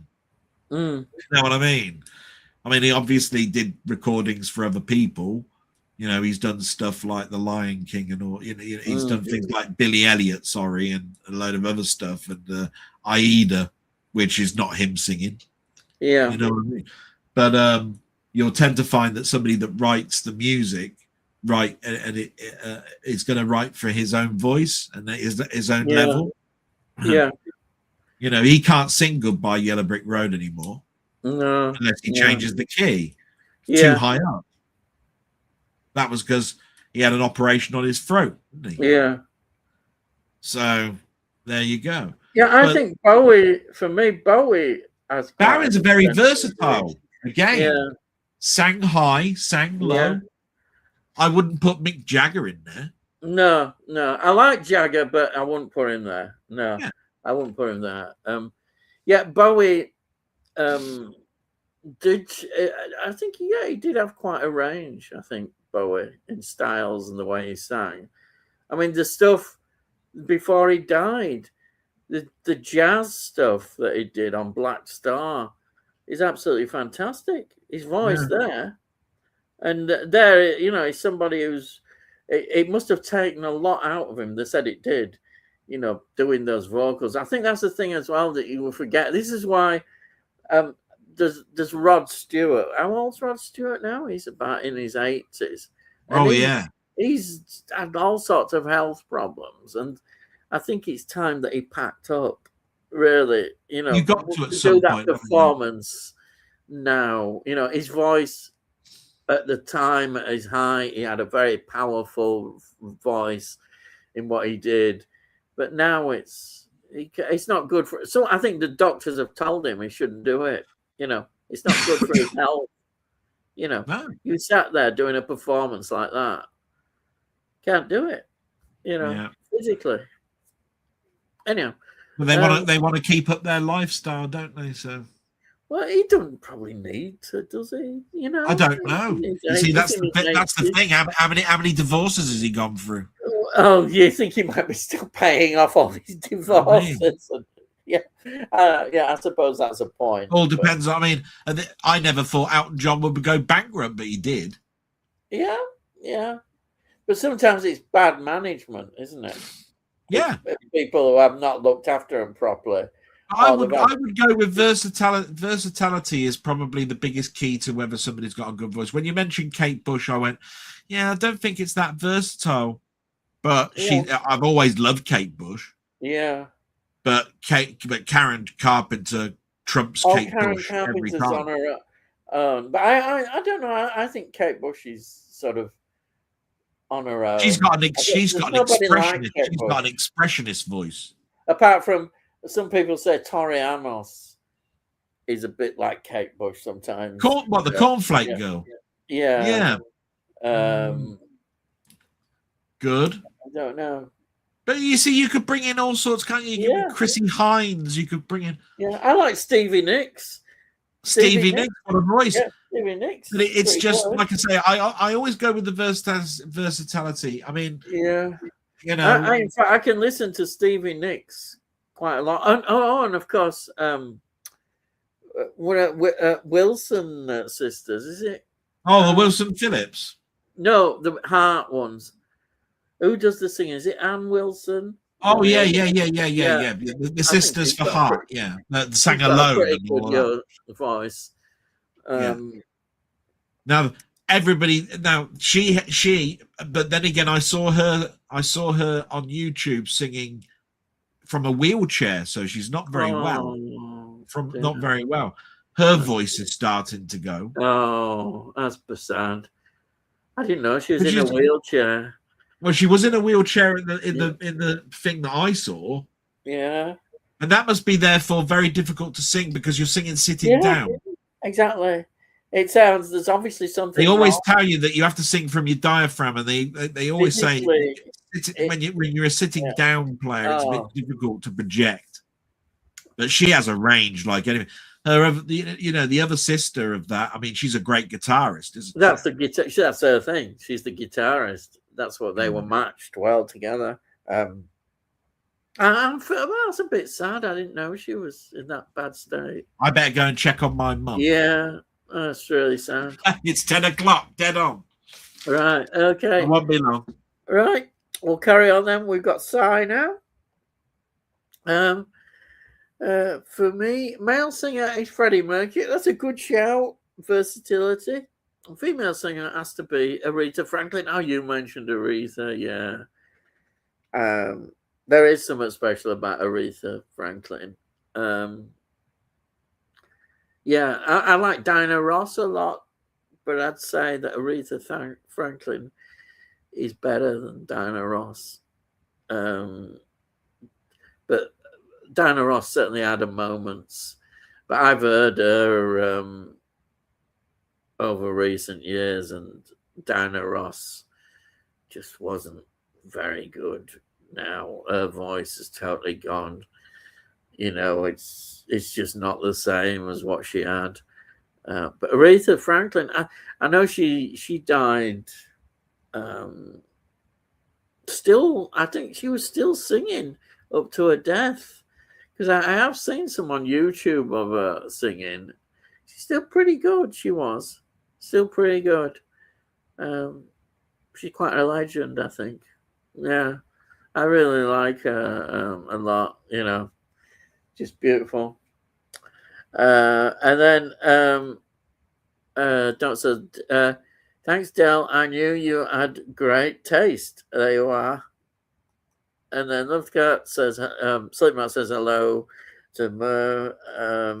And then Sai, I disagree, but totally respect your choices, my friend. Yeah. Well, that's what we all do. I sometimes think, though, there's more than one answer sometimes in a lot of things. We can't always be precise. You have to sort of think about these things. I could think of probably more singers that I really like. I said Stevie Nicks, for instance. I do love Stevie Nicks a lot. I think she's got a wonderful voice. Oh, and yeah, the one that nobody's heard of, but I have, Judy Tezouk. I love Judy Tezouk. She is just an amazing singer. Absolutely love her early albums on Rocket label, which was Elton John's record label. Yeah, Judy Tezouk, I just think fantastic. And Sade. I like Sade. Wow. Yeah, Sade. She's cool. Cool. What a singer. That smooth operator. Woo. Wow. Yeah. And then Size put his thumbs up there. And then Slim says, The Vampire Lovers is great. Definitely need to rewatch it. Yeah, well, I'm going to be watching the follow-up to that. I want to watch all the three of them together. The Vampire Lovers is well worth watching. I think it's great. As I mentioned, it's really well filmed. The film looks really good. Hammer were really knew how to do it. But we say we're definitely trying to give a different flavor to matching the times, and that's what they did. They made it more erotic. Brought in the nudity, if you want to put it. That's what they did. And then we've got here Jamie, Muckman Movies, saying, good evening, Uncle Fester and Lurch. Right, thank you very much. Yeah. Uncle Fester and Lurch, yes. I remember the TV series being shown quite a lot on the TV. I think that would be in the 60s. I do remember that. I know that more people probably now know the films and what have you. But yeah, I grew up on the TV series. And then Jeff says, good evening, chat. And then Si says, evening, Jamie. And then Tony says, evening, Jamie. Look round says, hi, sign Tony. And David says, the best killer doll was after Telly Savalas. Oh, in the Twilight Zone. Can't remember the episode name, but Delboy would know. Do you know? I didn't put it down as my weekly watches because I want to talk about it more. But I've got the first series of the Twilight Zone, and I've been going through it. But I want to do it. I want to go through everything, the whole series. I'm enjoying that. You never know; it might be in the first series. I don't know. Possibly won't because I want it to be. But yeah, Telly Savalas, Killer Doll, brilliant. And then Jamie says, Bride of Chucky is supposed to be decent. I need to get through my Chucky box set. Maybe this October. God, Jamie, I think you've got a lot to watch in October. You're going through all this October thing that you're doing, the horror ones. But yeah, there's a lot there to watch. Some great horror films. But I can understand with Chucky. I don't put it as top level, but it's it's not my favorite horror franchise, but there's some good ones in it. The first three I think I liked a lot. And so I said I never liked the Chucky films. Yeah, I can understand that. That's why I don't think it is top notch, definitely. And then Ian must be feeling flush buying 4K movies. Well, I'm not flush about it. I've had them quite a long time, and especially that American one, Shout Factory. God, it's a few years ago when I had some money. But you never know, might get flush eventually again, which I'm hoping so. But yeah, Shout Factory. They're my only Shout Factory ones I've got. And then James says, Solocrit was a right letdown here in Yorkshire. Bayek. What was going on there, lad? Yeah, I didn't go on. It just went dark a bit, and that was it. I didn't watch. I think some of these things are a bit of a letdown, aren't they? They build up. I think that's maybe why I thought I can't be bothered. And then Delboy says, Talkie Tina is a great character, David. Good episode. Right. Okay. There you are. That's the Twilight Zone. I told you no. I went to see Spider-Man Brand New Day in 3D, and it looks really good in 3D. Fantastic. I've got a confession to make. I have never seen a 3D movie at the cinema. Never. I know I should do. I've never seen one. No. And then Tony says, talking of feeling flush, I've actually pre-ordered something, which I never normally do. Here it is. The 4K collector's set of Zulu Dawn.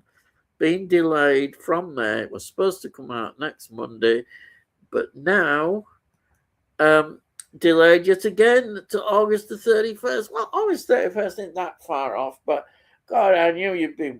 I bet you can't wait. And I'll tell you something, Tony. Isn't it better that they delay and don't rush something out where if there's been some problems, doing it right? And there's no worse than you buy these sets and they say, there's one of the discs is wrong and you have to fiddle about on that. So I think it's always a better thing that they don't rush these things out. There's no worse than getting one and they say, there's some faults on it or what have you. But August 31st isn't that far off, is it? No. Hoping it'll come quick. And then it's gone, woo. And then Don't Sub Gaming. Max Total Eclipse in the UK is just over 50 years' time. Well, great. I'll be dead, so it don't matter. Probably a lot of you will be. Yeah. There we are. Not going to worry about that. And then David says, isn't it strange? Are we on the clips a few weeks after Bonnie Tyler passed? That's an interesting point. Yeah, it is. Yeah, yeah. It's funny because I thought of that song. You do, don't you?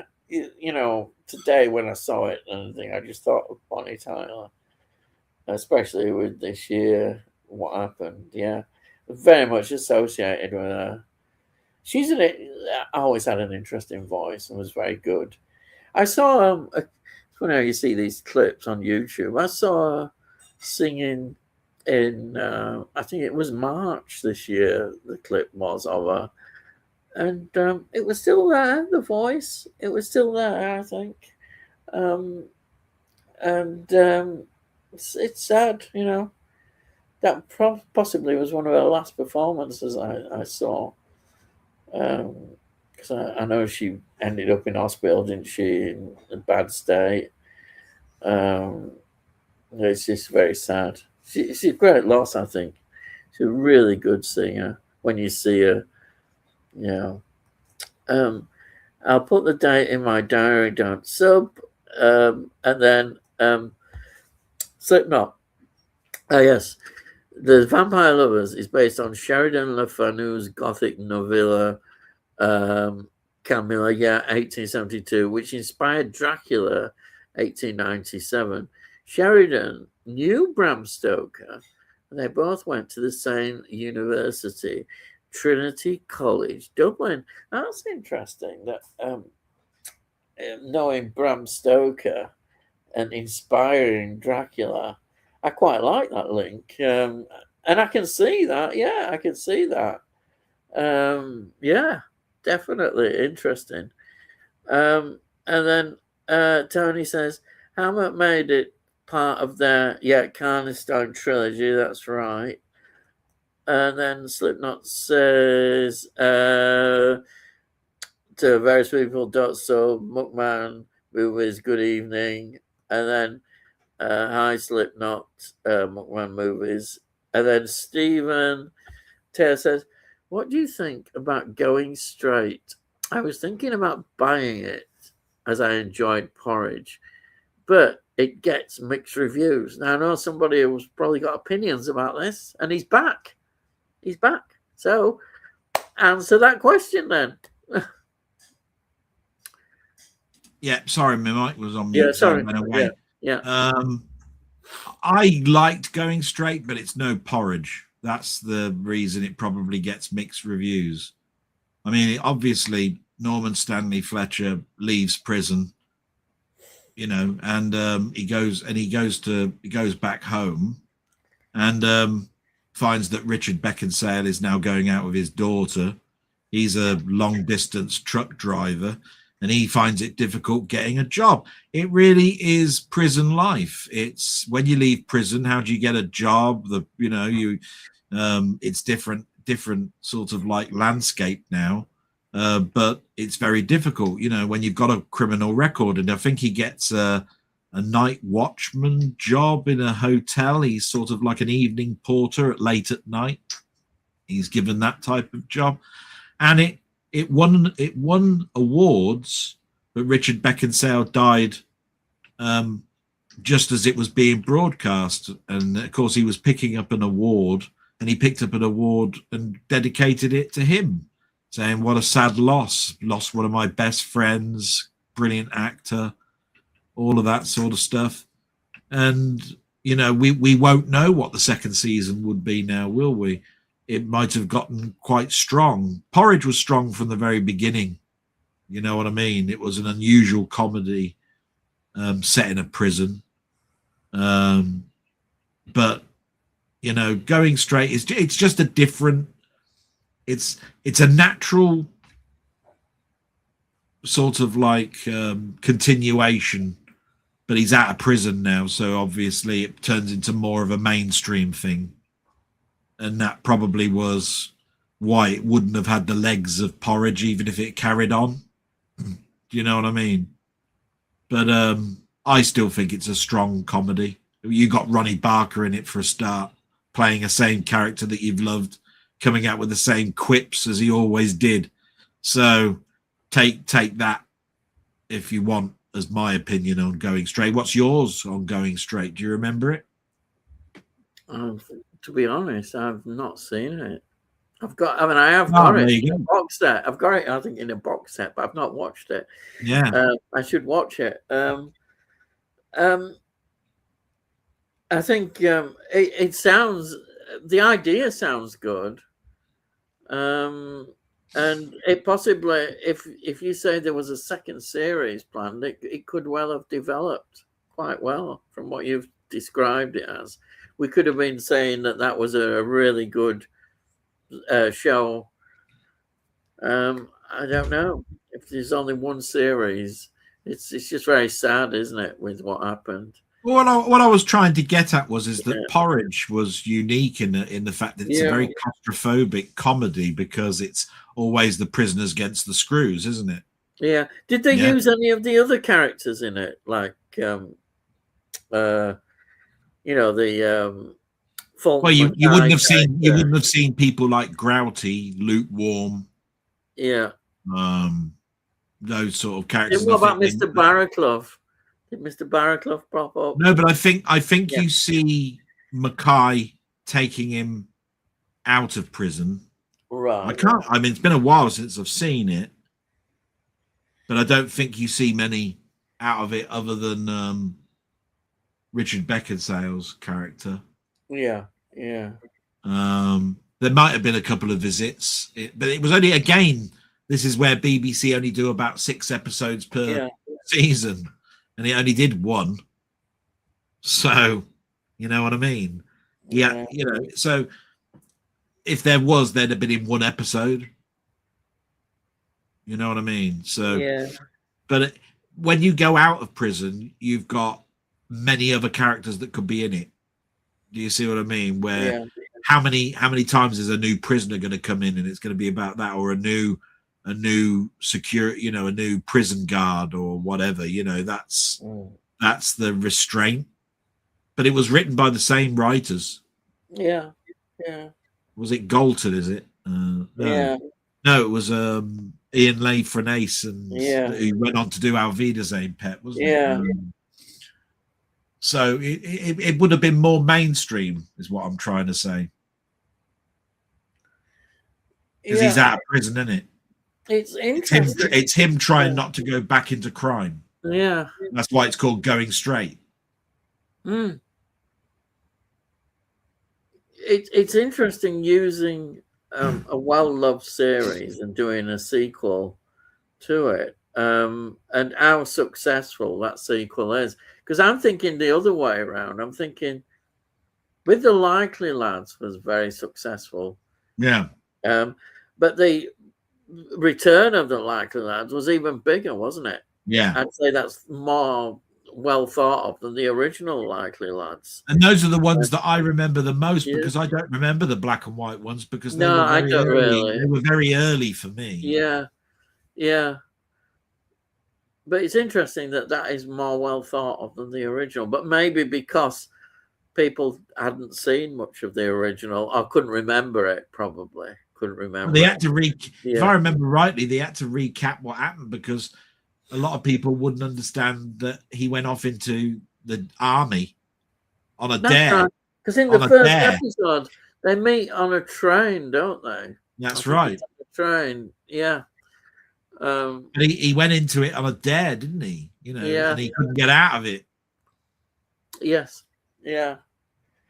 Yeah, because he ended up going into the army for about 3 years, and the other one went off and and ended up being sort of like a foreman and all of this sort of stuff, and imagine having a family life. And he got on a bit, as they call it, didn't he? He got on Matt Themela, and he was like the new sort of aspirational people who were trying to get on, whereas Terry wasn't, was he? He wasn't. He didn't work out for him. He was out of the army. What could he do? He didn't have the same attitude did he? He just, his attitude was very different. I think he felt he'd been let down. I think. Yeah. He did get jobs, didn't he? Did he do taxi driving? I think, and stuff like that. Yeah. He did get some sort of jobs, but it wasn't the same what he wanted. He felt he'd been discarded, not been rewarded for service he'd given. Anyhow, let's get on with some more. And then Stephen says, I like it. I will admit it's not as great as Porridge, but I bought the complete DVD box and frequently give it a watch. There's some good episodes. Well, that's good, yeah. Pretty much what I said, wasn't it? Yeah. Tony says, not seen it for years, Stephen. I was like, anything with Ronnie Barker is worth seeing. It's a good point, yeah.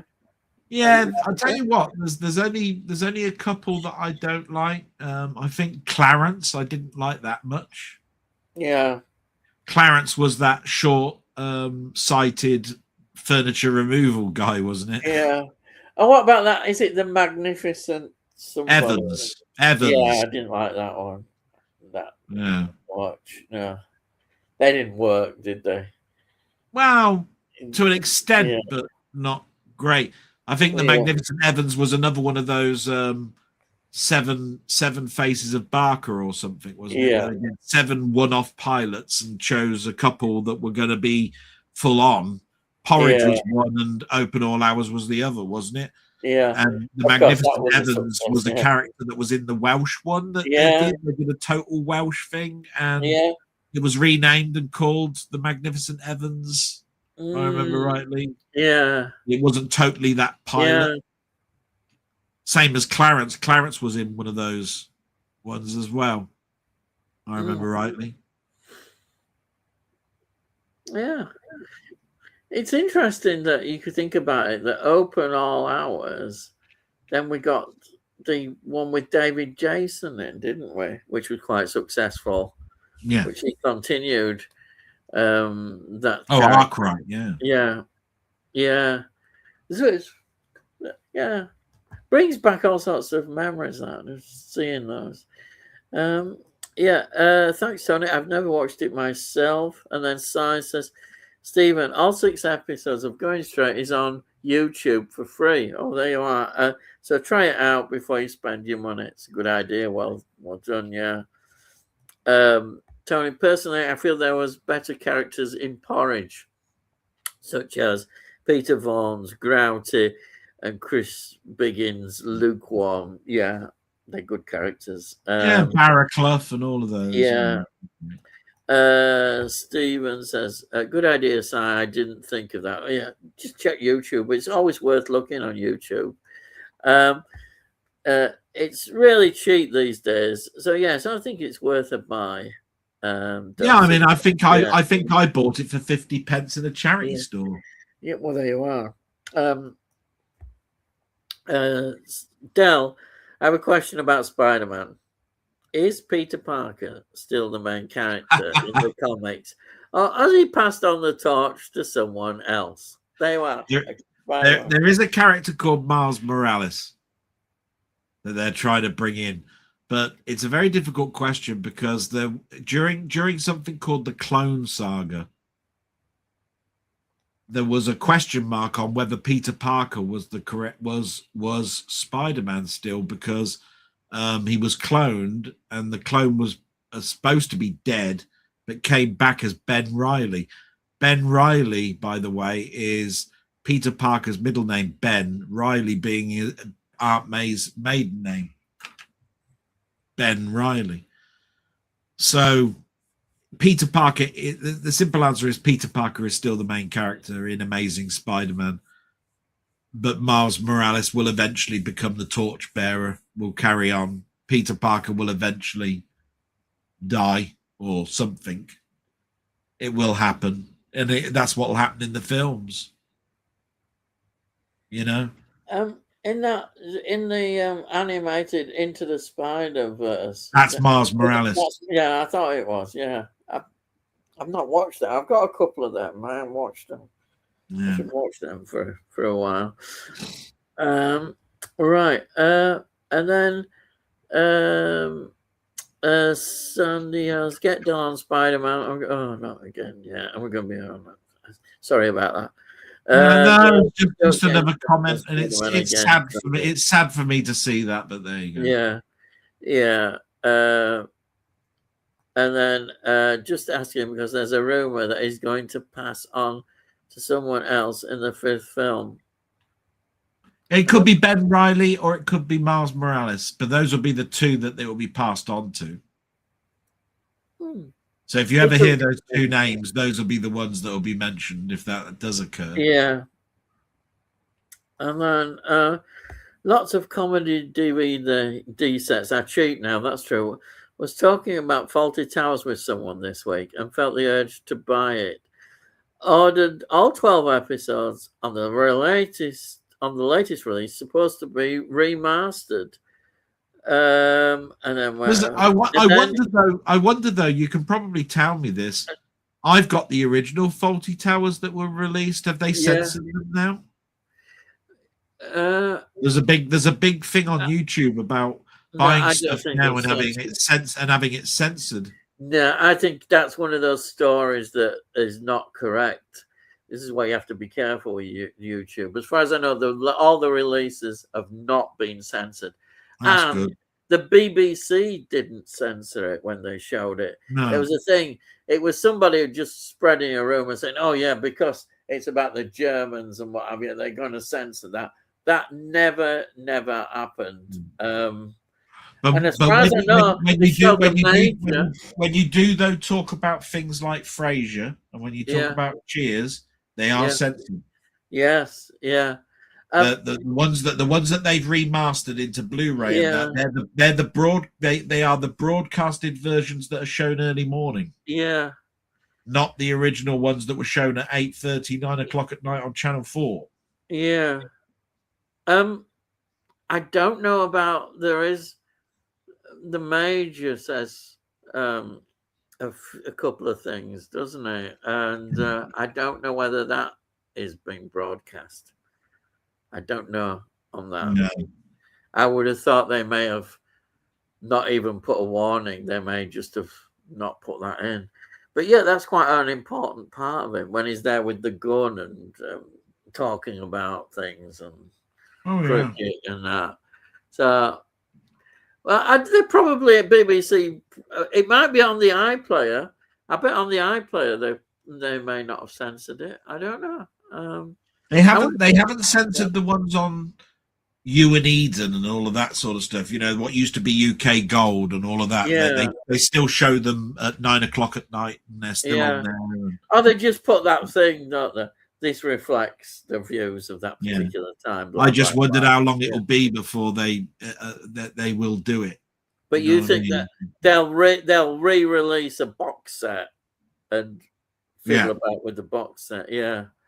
As far as I know, it has been remastered. I think it's still not. It's not been tampered with yet. I've not, because when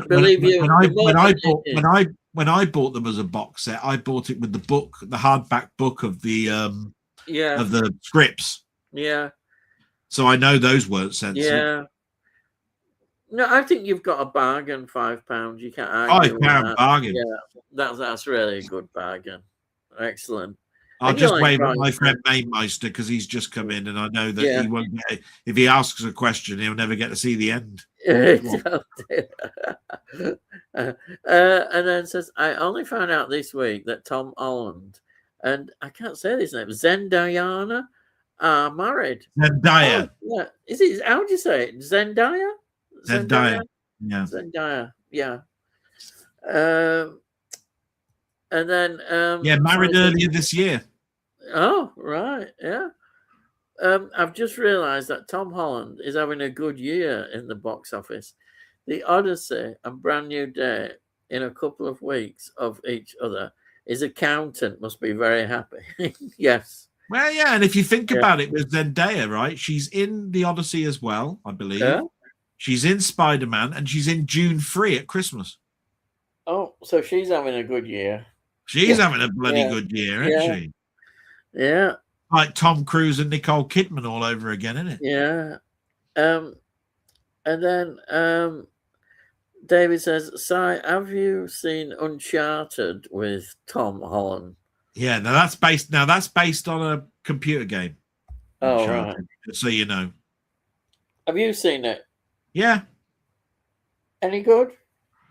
It's an adventurous film, you know. It's Indiana Jones. It's entertaining, but it's nothing special. Yeah.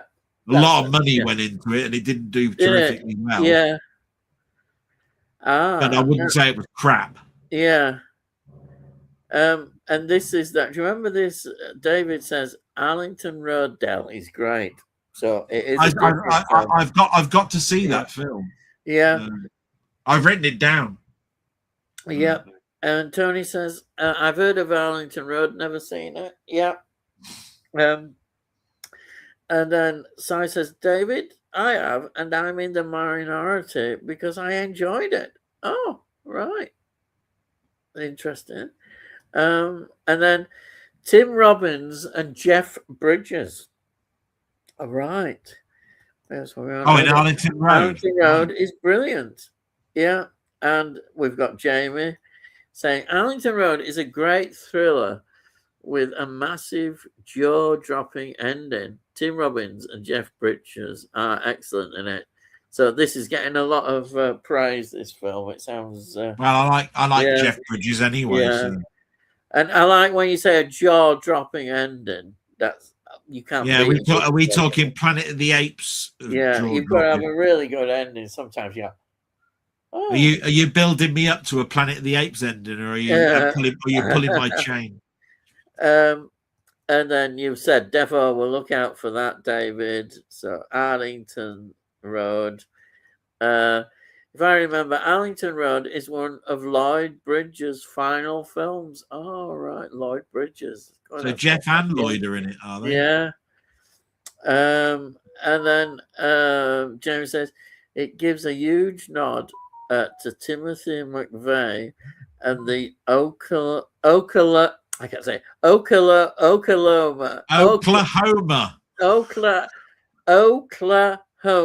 City bombing. I do remember that.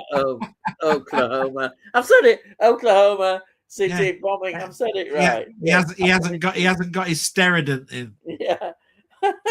What was it called? No, it was called denture. What was it called? Denture cream or something? Was it? Denture cream. Steroident was those tablets that you put your dentures in, wasn't it? Right, I forgot what the cement stuff was called. I've still got my teeth, but it doesn't sound like it, does it? Yeah. And then Si says, I'm thinking of another film with Lloyd Bridges. I was thinking of Blown Away. All right. Si, I really enjoyed Arlington Road, and my son's treating me to Chinese Saturday night while we watch it. Hey, you can't say fairer than that. Brilliant. Perfect Saturday, isn't it? Yeah.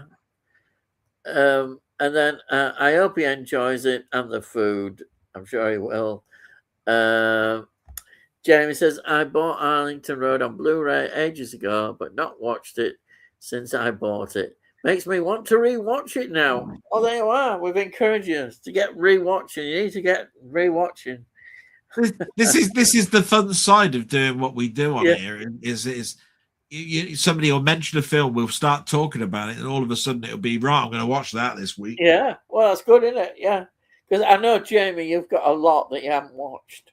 You need to get on it, lad. Get watching. Si says there's a documentary coming out about the Exorcist 2 production. Oh, yeah. Yeah. Oh, it might be an interesting documentary. It might be, because I should think so.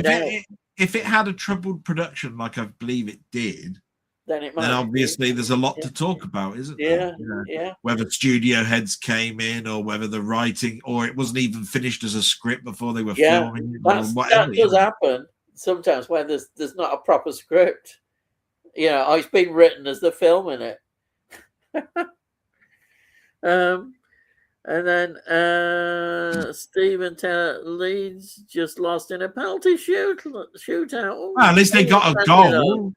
If it went to a penalty, it means they must have scored, doesn't it? So. Yeah, but it's only a friendly. I wonder why they have penalty shootouts in friendlies. But anyhow, there we are. Well, they can't replay it, can they? No, well, they can't.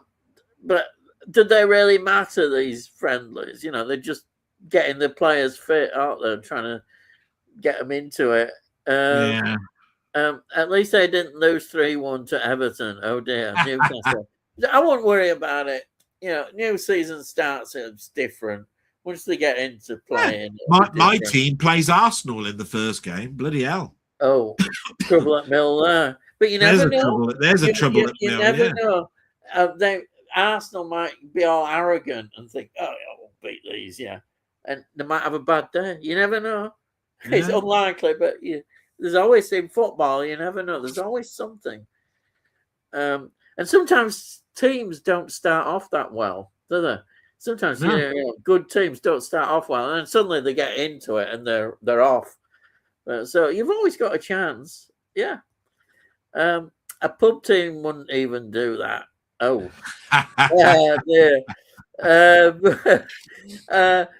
Tony says Rick Burton plays a wife killer in Bluebeard. Oh, it's been released on 4K soon on Studio Canal. Doesn't get good reviews, but fancied seeing it. Realised I had it unwatched on DVD, so that saves me some money. Buy it, you can't help but save some money, lad. Yeah, worth giving a watch, especially if it's got a bad reputation. But you might like it. You know, Burton's an interesting actor. He's an interesting actor. And then Si says, you need to watch Telefan Ian and Delboy. It's about Russian sleeper agents in America. That sounds good. I quite like that, sleeper agent. I told you, Telephone sounds interesting. I really want to see that. Yeah, definitely. Sleeper agents, always interesting. Both suggestions from David, so there you go. Yeah, fantastic. And then Telecom down 1977, so it's getting on a bit. And especially, Donald Pleasance is a baddie. How many films is Donald Pleasance been? Yeah, I know. We keep talking about that, don't we? He was in everything, wasn't he? Absolute stack, going way back, all through 60s, 70s, 80s. Just an amazing actor. He'd do everything, anything, wouldn't he? A great thriller. And then ITC petered out in the 80s, I think, bought out by other companies. Can't remember who holds the rights now. That's what you're on about ITC, yeah. Well, I did say that Central was 1981, so it looks very much like it would have been around about that period of time. Right? So I would have thought Network bought ITC, didn't they, or something like that? Yeah. Well, as a distributor, anyway. Yeah. I don't know as a studio. Yeah. Well, the Network might, if everything is correct that they're saying, Network might be releasing some of this stuff. It may come out on Network. Yeah, there's a good chance. So, Si, have you seen Charlie Varick? Love that movie. I've seen it, but I've not for a long time. The Walter Matthau one, the original one. But I've not seen it for years. It's a good film, as I remember. Some great sequences in it. Yeah, you know me with Walter Matthau and Jack Lemmon, so I saw the Bad News Bears the other day. Yeah, well, that's going back a bit as well, isn't it? Yeah.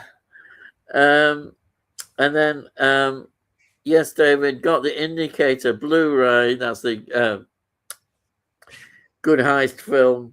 Charlie Varick. Charlie Varick with Walter Matthau is a classic.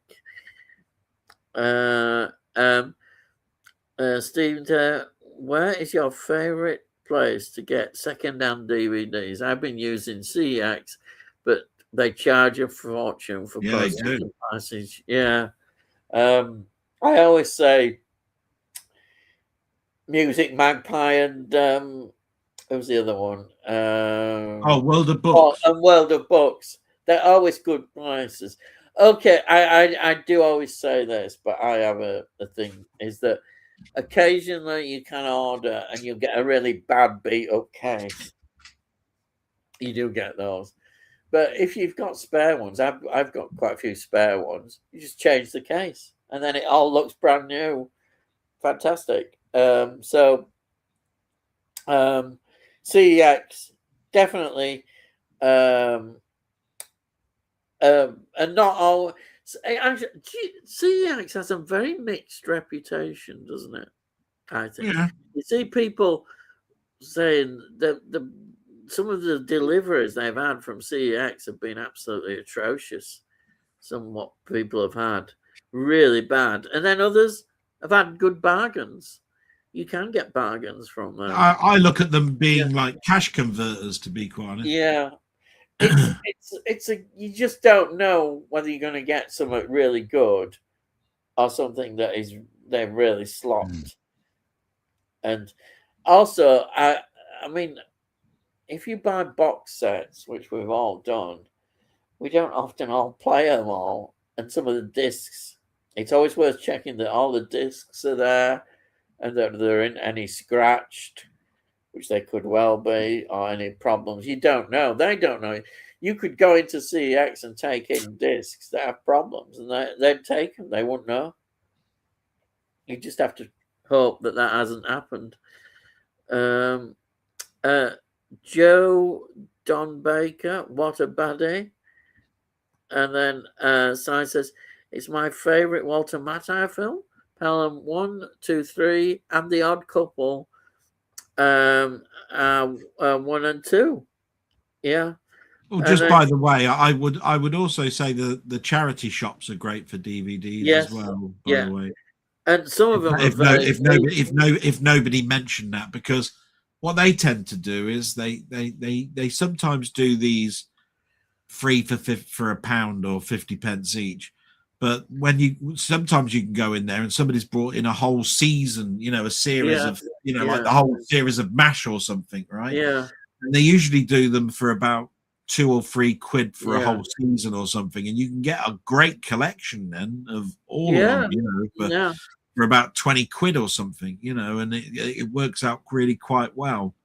They have, just like anything though, they have started to look on the internet and eBay. Well, and stuff. British Heart Foundation I've seemed to that's where I went in my work town. I used to go in there all the time and get stuff. Apparently now they're on the mobile phones and doing what is what. Yeah, people on YouTube talking about it, don't you, when they go into these shops and they're saying, look at them now, British Heart Foundation, they're charging, some of them were charging ridiculous prices. Yeah. You're going, what? You could get that cheaper normally, So you got to just be careful, but you still can get bargains. I've seen it. People still getting bargains from some charity shops. So, yeah, that's a good thing. Thanks, Tony. I've never been to a car boot sale, but some people say car boot sales can be good as well. I haven't been to a car boot sale in years. Yeah, but saying that, I did go I did go about 2 years ago.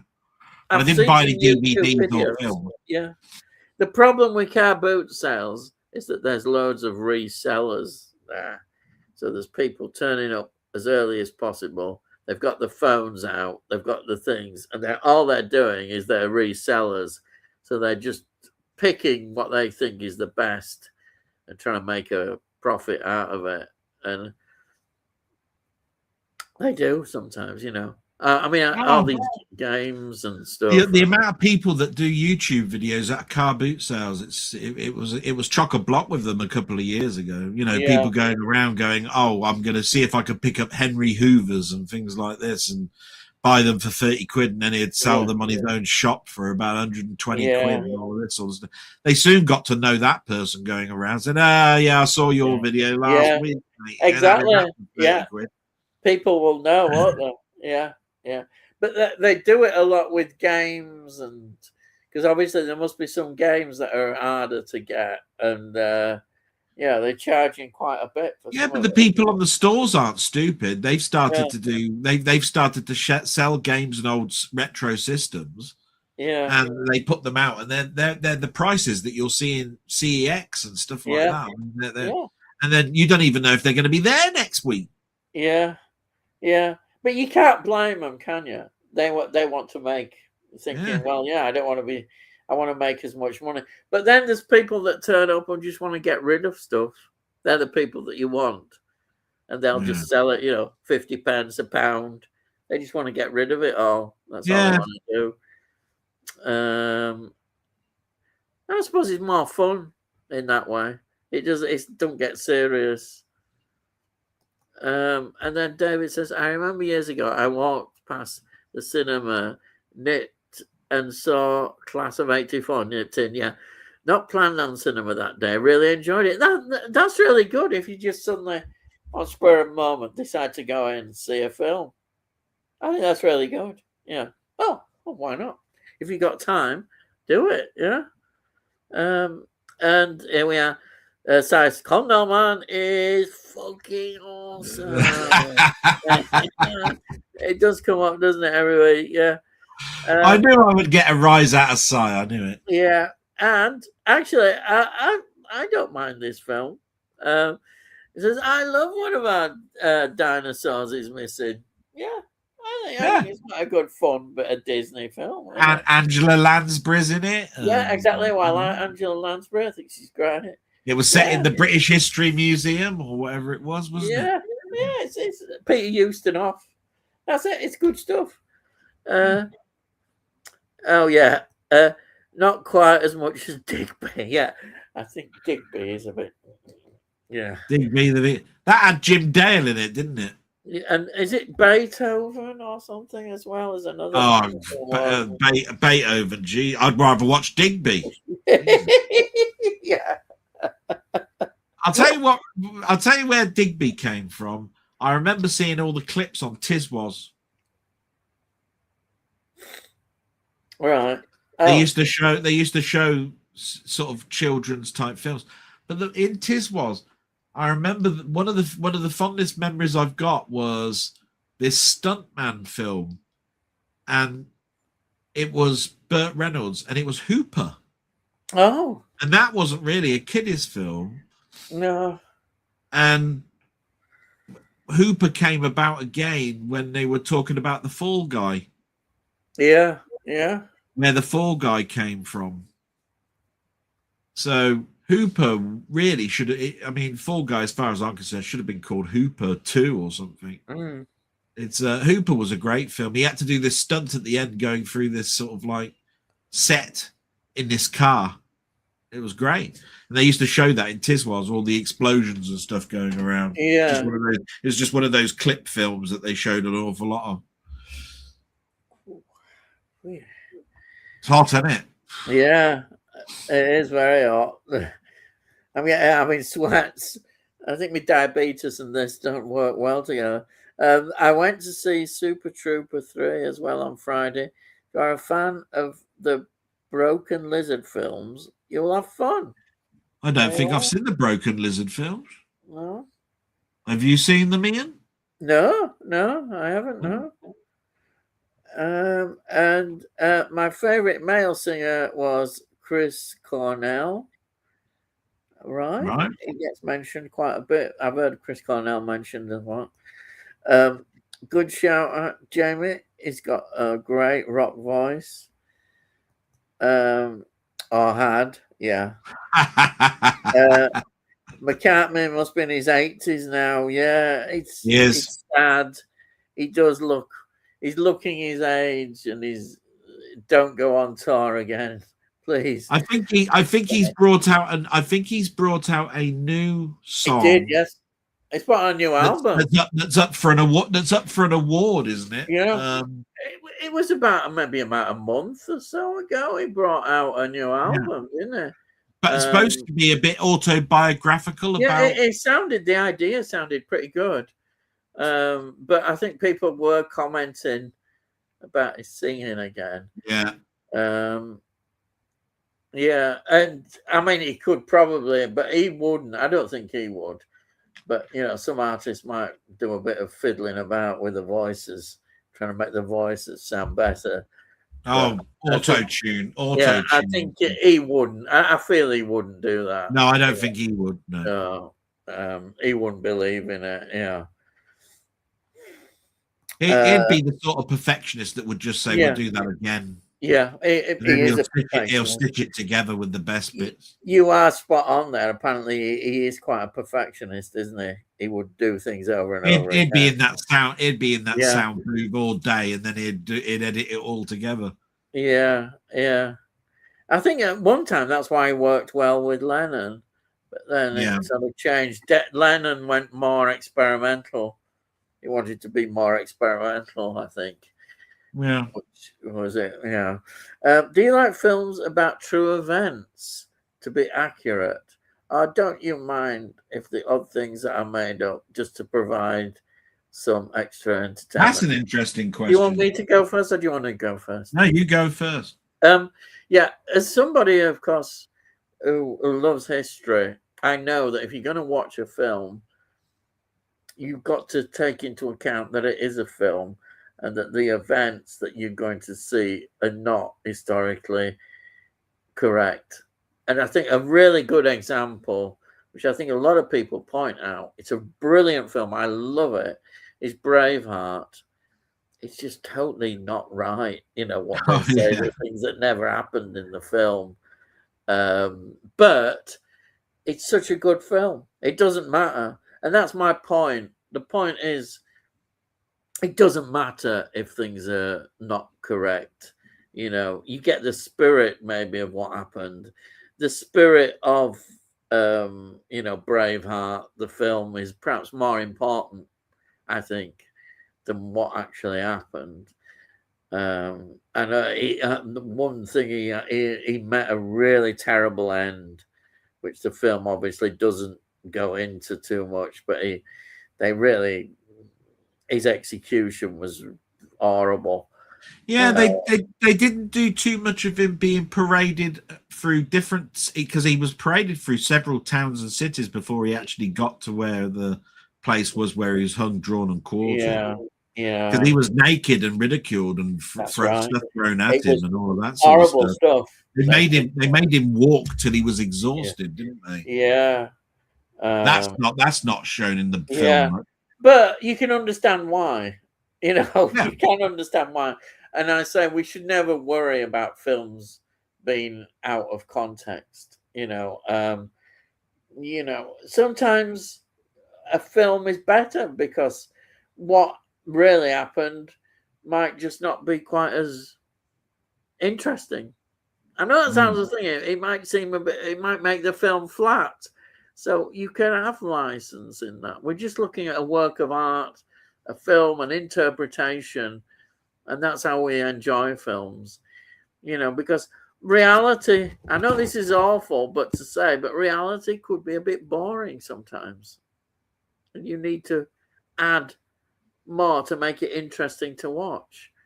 A film has to, we know a reason. A film has to have a good script, it has to be visually interesting and exciting.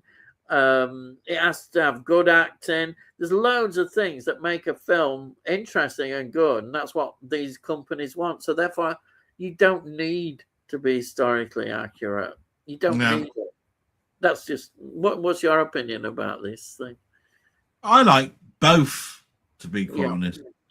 It's one of those things where sometimes, even if it's something that's modern day, you don't know quite what went on, and you can only go by your autobiographies or whatever it is that you have to then do. I mean, Ray's a perfect example, isn't it? I mean, he was around then, but he never saw the film, but he said that he thought it was okay, Ray Charles.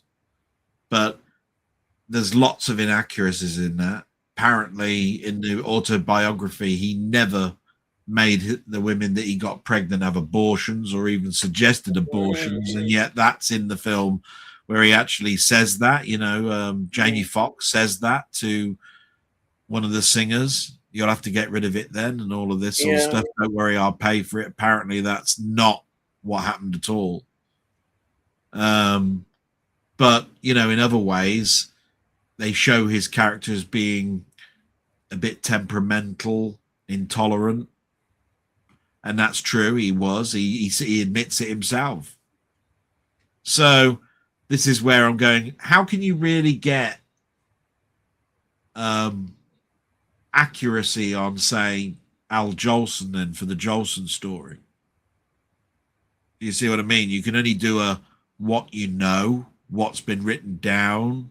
Mm. And the harder, as we move forward, the harder it is, to portray that. Yeah. So I like the fact that they've done things like Queen Elizabeth I, and they've done it in 2 films, and they've got what they can, but we know full well that we really don't know what her full speech was. Yeah.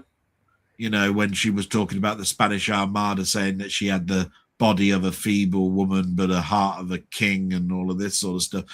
These are things that we only know what was written down, and half of the things that were written down were what might have been heard 50 years later or something. You know what I mean? Yeah. By a passerby or a person that was in the army that was still alive or something. Yeah. And then it's based on what they wrote down. Yeah. You know what I mean? And those things had to be usually quite flattering, because you couldn't really insult anybody. Otherwise, your life might be threatened. Yeah. There was this thing on TV yesterday where they were saying, look, Queen Mary, say, right, Bloody Mary. Yeah. And how many she killed to get the name Bloody Mary. Yeah. But it was Queen Elizabeth that probably gave that name and made it stick. She killed far more. Yeah. But she was queen for much longer. She killed. Yeah. Mary was in power for less years. Yeah. So, but the amount that she killed in that small period of time was pretty bloody astronomical, to be quite honest. And people who were quite famous, Sir Francis Drake, Sir Walter Raleigh. But obviously Queen Elizabeth is not going to try and put her in a good light. Yeah. And even though she's buried in the same place, isn't she, as her sister? I think they're buried on top of each other, but Elizabeth is on top, I think.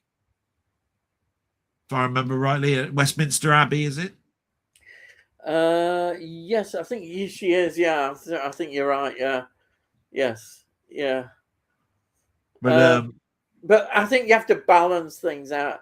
The assessment of Queen Elizabeth I is, I think, generally very important to our history, that she turned out the way she did, because it was so important. And we must remember about this. I didn't know as much about the Spanish Armada, but we were totally outnumbered. Of course we were, yeah. The British were so small in comparison. We had to use boats filled with explosives, kamikazing into the center of their fleet. Yeah, were brilliant. It's a good thing when I've talked about weather before influencing. That's what I'm saying. Most of it, I mean, it's amazing that most of our battles have been won by good fortune or fantastic strategies. Yeah, exactly. And you've had to have that fantastic strategy. You've got no bloody money to build anything to actually do it and get anybody into any numbers. But how thin were our armies when we were fighting across the whole of the globe? The thing was, the significance of that was that it was the height of Spanish power, and after the Armada, Spain then slowly, it didn't happen overnight, started to decline. And the British, you could even say this is the foundation of the British Empire, which came through the sea. The British Empire. We were known for our seafaring. Yeah, and once that developed, of course, the British Empire developed. As we know, going into Americas, going to Australia, New Zealand, all over the world. And that came ultimately from that armada. That's where it all began. Yeah. Our rise, even though we'd had a civil war, we're going to have a civil war, everything, all that was still, people forget that all this was still going on. The empire was beginning, even through the turmoil that we had. Although it's a much more complex story, I mean, I was always led to believe a long, long time ago that we gave up America because we needed to have our army, our ships back to battle the Spanish and French and all that sort of stuff. It was too far away to keep sending men and protecting those waters. I know it's a much more complex answer than it's that. very complex. But I was told that was a major factor. But the important thing was that the Spanish dominance started to decline, and our rivals became more, they'd always been there. The French were still major rivals. They'd always had been, but it was, but ultimately we overcame the French as well. In the 19th century, once we'd defeated Napoleon, that was it. The French were in their place, the Spanish, the colonists had taken their thing, they'd formed America. We didn't have to worry about America. So we could just carry on around the rest of the world, and we did.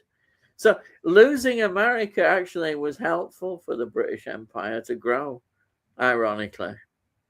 It's ironic, really, because that is a big rebellion. But we were better off not having America. We could just take all the other places, which we anyway, we better get cracking, hadn't we? Yeah. I know. I love history, but I do go on about history. David Gates from Brad, had an extraordinary voice like Carolyn Carpenter. Whatever happened? I won't go into that. Whatever happened to Brad? In an ideal world, I'd like them to be historically accurate, but it's not realistic to expect that for dramatic reasons. If you want accuracy, it's best to watch a documentary. Yes, I'll read about. It's continued here. I'll read about the event, so it's best they're not accurate. Really, I agree. Now, if you want to find out more, just read more. Yeah, you can easily look up these things.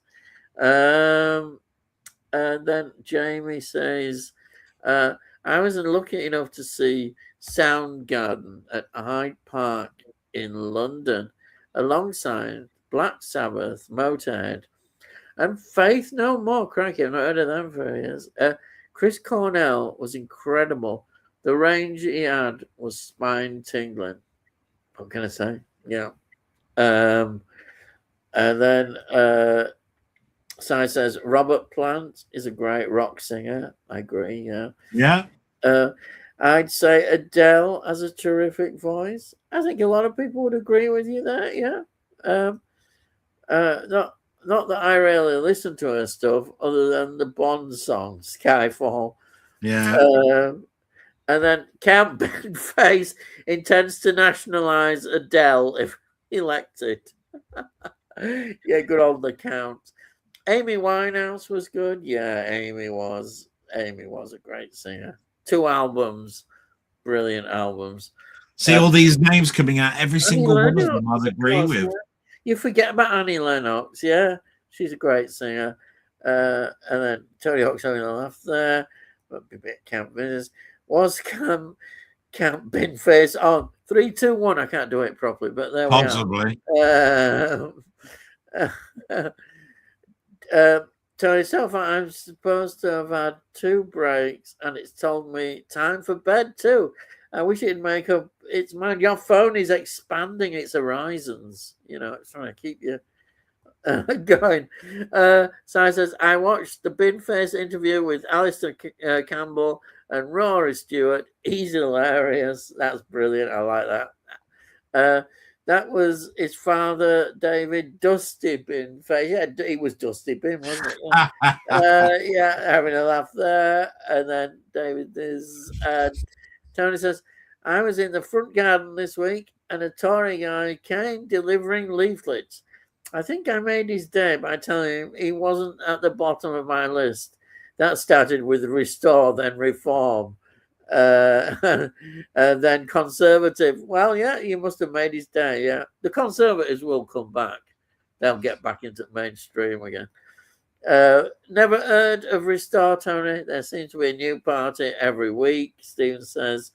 And then, Tony, it's headed by an ex-Reform MP who fell out with Farage. Yeah. He made a video plea last week hoping to join forces with Reform. Farage had said no. Yeah, that doesn't surprise me. What's the limelight? Believe it or not, but one of the local taxi drivers that operates near me is a Reform councillor. He tried to spout his trap to me in the taxi. It's embarrassing that somebody has been brainwashed. God, that'd be terrible, a taxi driver going on. Ian, have you seen Mr. Vampire? No, I haven't. What's Mr. Vampire? I've not seen that at all. Sounds interesting. He's coming out with some great films. It's brilliant. Tony says the guy sounded unhinged when delivering his speech. His policies are nothing less than fascist, in my opinion. Yes, Farage gives me the creeps. I hope they don't win the next election. I don't know.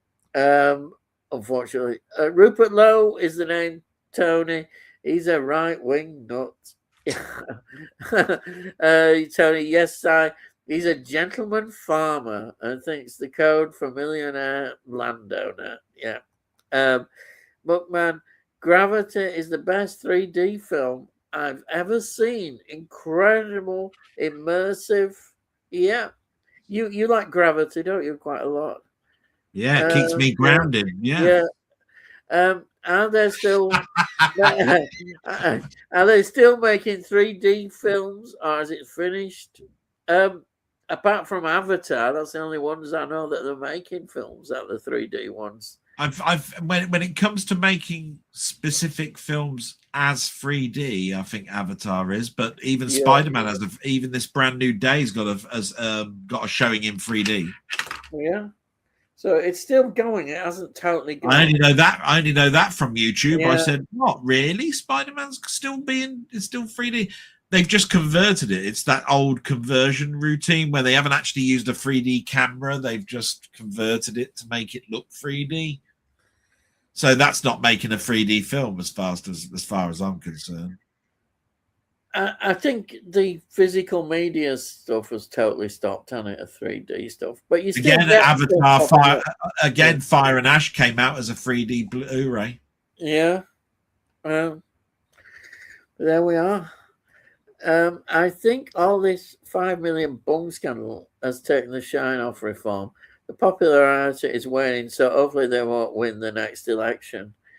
And then so I said, it's sad to see that Reggie Bannister from the Phantasm films died the other day.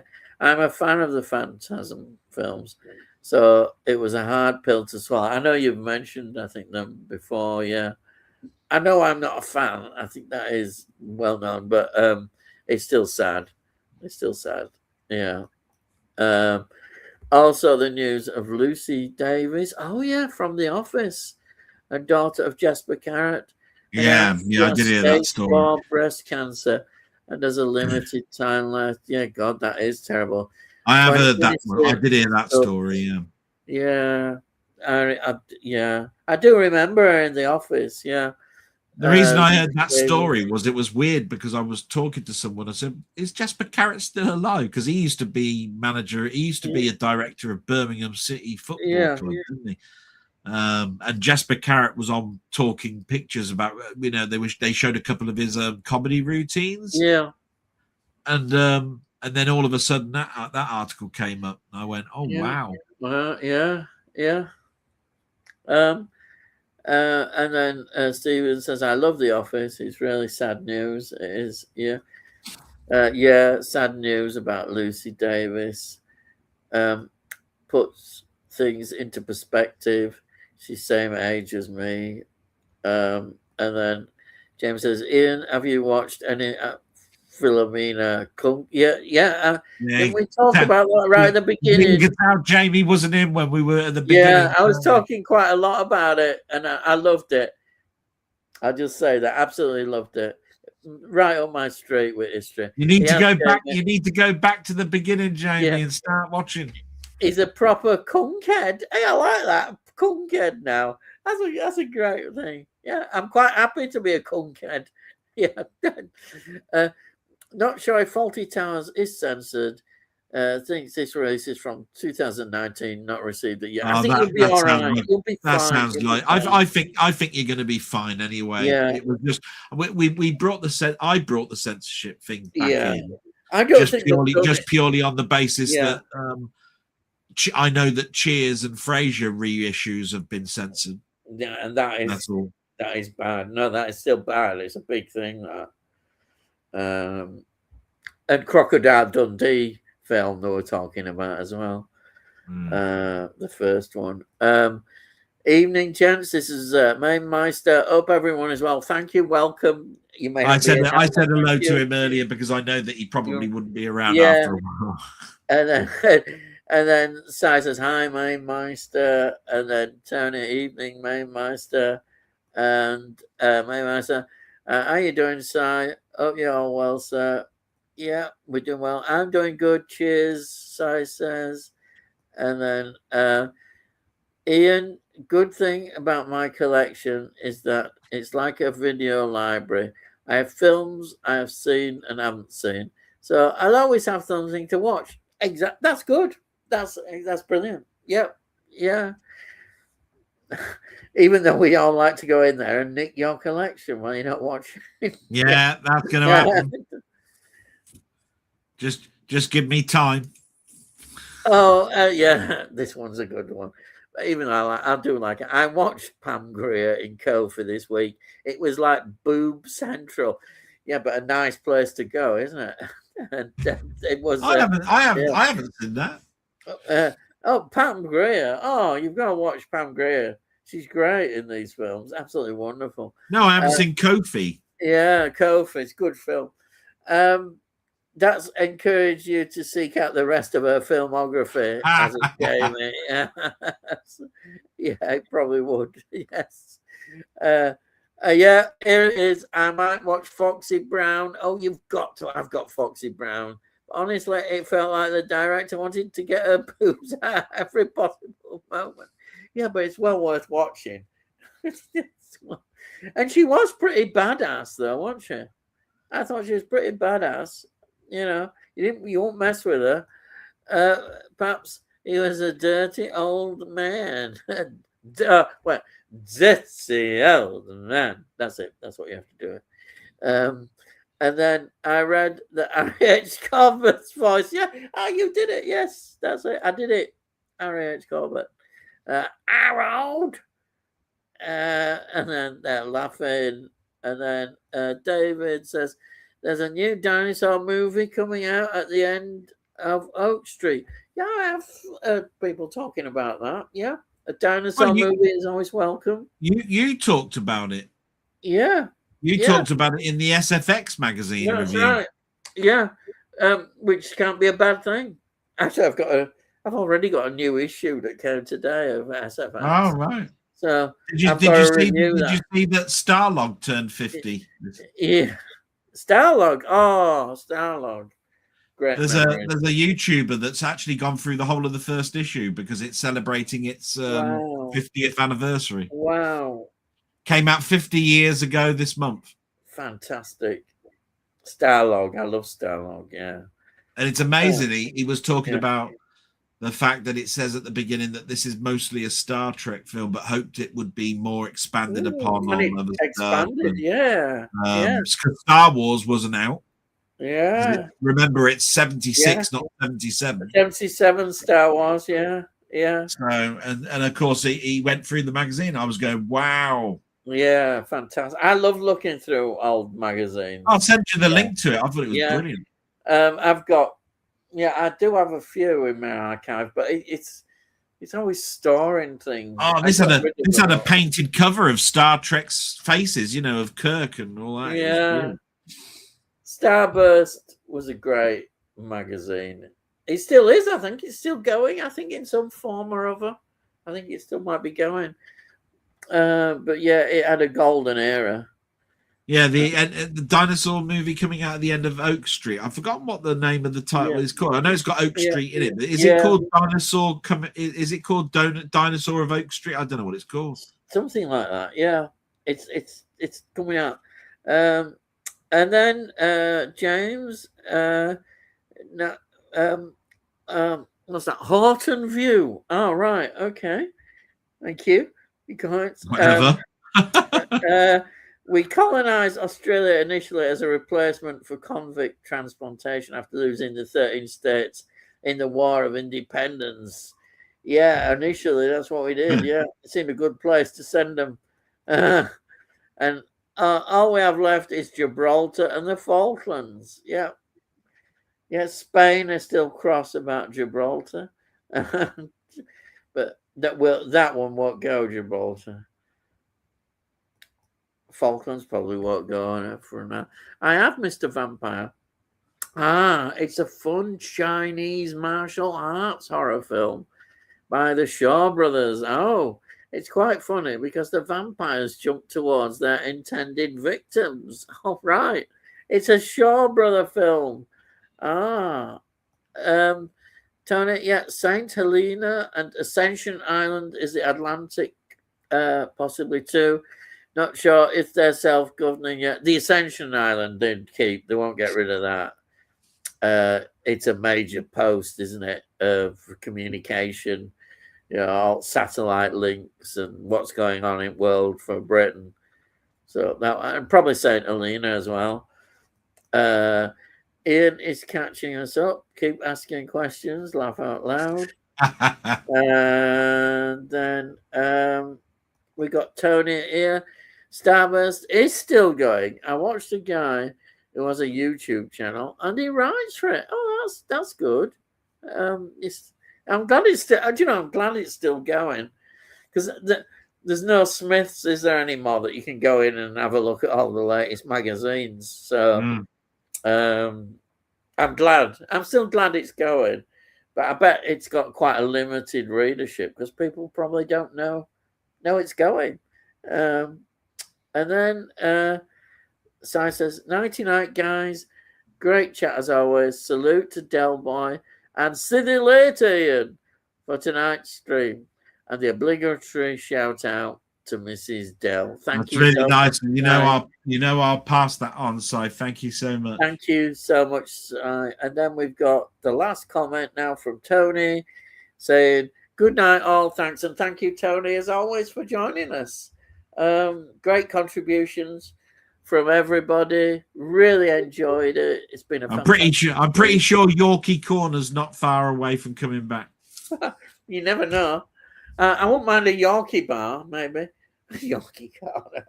Nice chocolate Yorkie bar. That's why I called it Yorkie Corner. Yeah. I do love me Yorkies. So anyhow, that's it. We've all finished. And thank you, Delboy, as always. Hope you've enjoyed it because I've enjoy it every week, what we do. And so I just say, let's do our farewells as always. Yeah. I just want to make sure as well that people. Good night, you all. I'll watch the beginning now. Oh yeah, watch the beginning about Philomena, the Kunkhead. Yeah, thank you, Jamie, for joining. So that is the last comment now. Yeah, but if anybody is still watching, if people could like this video, that'd be really nice. I'd like to see Ian get some recognition. You know what I mean for doing this stuff, and likes do get noticed. You don't have to be a subscriber to like. It's really nice that if you can. I just want Ian to have some recognition for what he's done. Yeah, but as I was saying, talking to you before we started, with these news changes in YouTube, it's this for me is always. It's just a pleasure doing it. I do it no matter what. Doing my channel. It's just something I'd enjoy doing. I'm not going to be put off by anything. I'll just keep doing it. It's there as a record of of me and you, and always enjoying this, what we do. And everybody, it's not just us two as well, it's everybody else that's part of our community every week that come in. And we're always thankful. We're not a giant channel, but we're just us. And thank you. So as I say, we'll do our normal farewells. Well, which has got to be a homage to the two runners. So it's goodbye from me, and it's good night from him. Good night. Good night. Good night. Good night. But my endings are always with the great Frankie Howard, where I go salute. So thanks very much, guys, and everybody that's watched. And all I've got to say is, I'll see thee again. Bye. Bye, everyone. Bye, everyone. Bye. Bye.